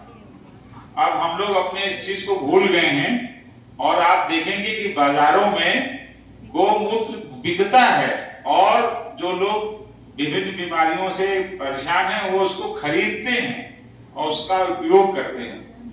जब आप देसी गाय से जो गोबर निकलता है, जो गोवन से उससे जो गोबर निकलता है, उस पे काम करने लगेंगी तो आपको खुद समझ में आ जाएगा कि ये कितना बड़ा आय का स्रोत बनता है और आपकी आजीविका में, आपके जीवन में कितना बड़ा परिवर्तन होगा। तो आज ट्रेनिंग है, कुछ लोगों को ये लग सकता है कि काम असंभव है, तो जो भी हमारे मेहमान आए हुए हैं जो आपको ट्रेनिंग दे रहे हैं, उनकी बात को आप ध्यान से सुने और फिल्म दिखाई जाएगी। अभी बीच में हम लोग कुछ नाश्ता पानी करेंगे, फिर तब तक हमारे गमले और दिया वाले आ जाएंगे, उनसे हम आपको वार्ता कराएंगे। धन्यवाद। आप धन्यवाद डॉक्टर साहब, बहुत अच्छी बात आपने बताई। और इसी क्रम में मैं देखिए, जटिल कुछ भी नहीं है। आदमी अगर एक बार सोच ले कि मुझे ये करना है, हौसला बुलंद होना चाहिए। और ऐसा कुछ भी नहीं है कि इंसान कुछ नहीं कर सकता है, और करने को बहुत कुछ करता है, हम ही आप करते हैं। और पहले उड़न खटोला उड़ता था, वो मंत्र से उड़ता था। अब देखिए इतनी बड़ी बड़ी हवाई जहाजें विमान उड़ रही है, वो इंसान ही तो किया है। तो कोई ऐसी बात नहीं है कि जो कि आपके समझ में ना आए, आप करना पाए। बस दिल में तमन्ना होनी चाहिए, एक संकल्प होना चाहिए कि मुझे करना है तो करना है। प्राकृतिक खेती करनी है तो करनी है, हम रासायनिक खेती करता ही नहीं करें। चाहे हमारे खेत में भले थोड़ा सा कम उत्पादन हो, चलेगा, लेकिन हम प्राकृतिक खेती ही करेंगे। तो मैं बता रहा था, उसमें दो तरह की चीजें होती हैं, थोड़ा सा मैं भूल गया था। जब आप वर्मी पिट वो जो गड्ढा बनाएंगी, तो अपने मिस्त्री से कहिएगा कि जब 2 रत्ता चल जा, नीचे का जब 2 रत्ता चल जा, तो 1 इंची चौड़ा और 1 फुट लंबा एक पाइप ले लेंगे और उस पाइप को सामने की तरफ उस पाइप को उसमें डाल देंगे। उससे होगा क्या कि उससे वो बर्मी वाश निकलता है। वो बहुत काम की चीज होती है। वो बर्मी वाश निकलता है। जब गड्ढे को आप भर देंगी, केचुआ डाल देंगी और डेली जो है, देखिए आपको हम ये गड्ढा बनाने के लिए इसमें जो और पैसा वैसा लगेगा, उसके लिए भी नरेगा से हम आपको सारी सुविधाएं उपलब्ध कराएंगे। समझ रहे हैं? आपको पूरा सहयोग मिलेगा कि वर्मी कंपोस्ट पिट कैसे बनेगा, कहाँ से पैसा आएगा, उसकी भी व्यवस्था कराएंगे। तो आप लोग इन सब चीजों से बिल्कुल निश्चित हो जाइए, हर तरह की मदद होगी। केवल आपको भी आज सीखना है और मन बनाना है, इसको करना है अच्छे से और अपनी आय को बढ़ाना है। ठीक है ना?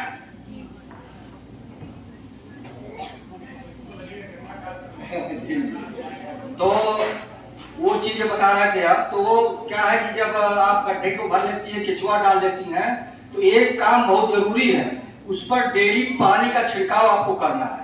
अरे भाई, आप लोग जानते हैं कि केचुआ जो है नमी में रहता है, सभी लोग जानते हैं। तो जब पानी का छिड़काव होगा, नमी बनी रहेगी, तो क्या होगा कि केचुआ जिंदा रहेंगे, अपना काम करेंगे।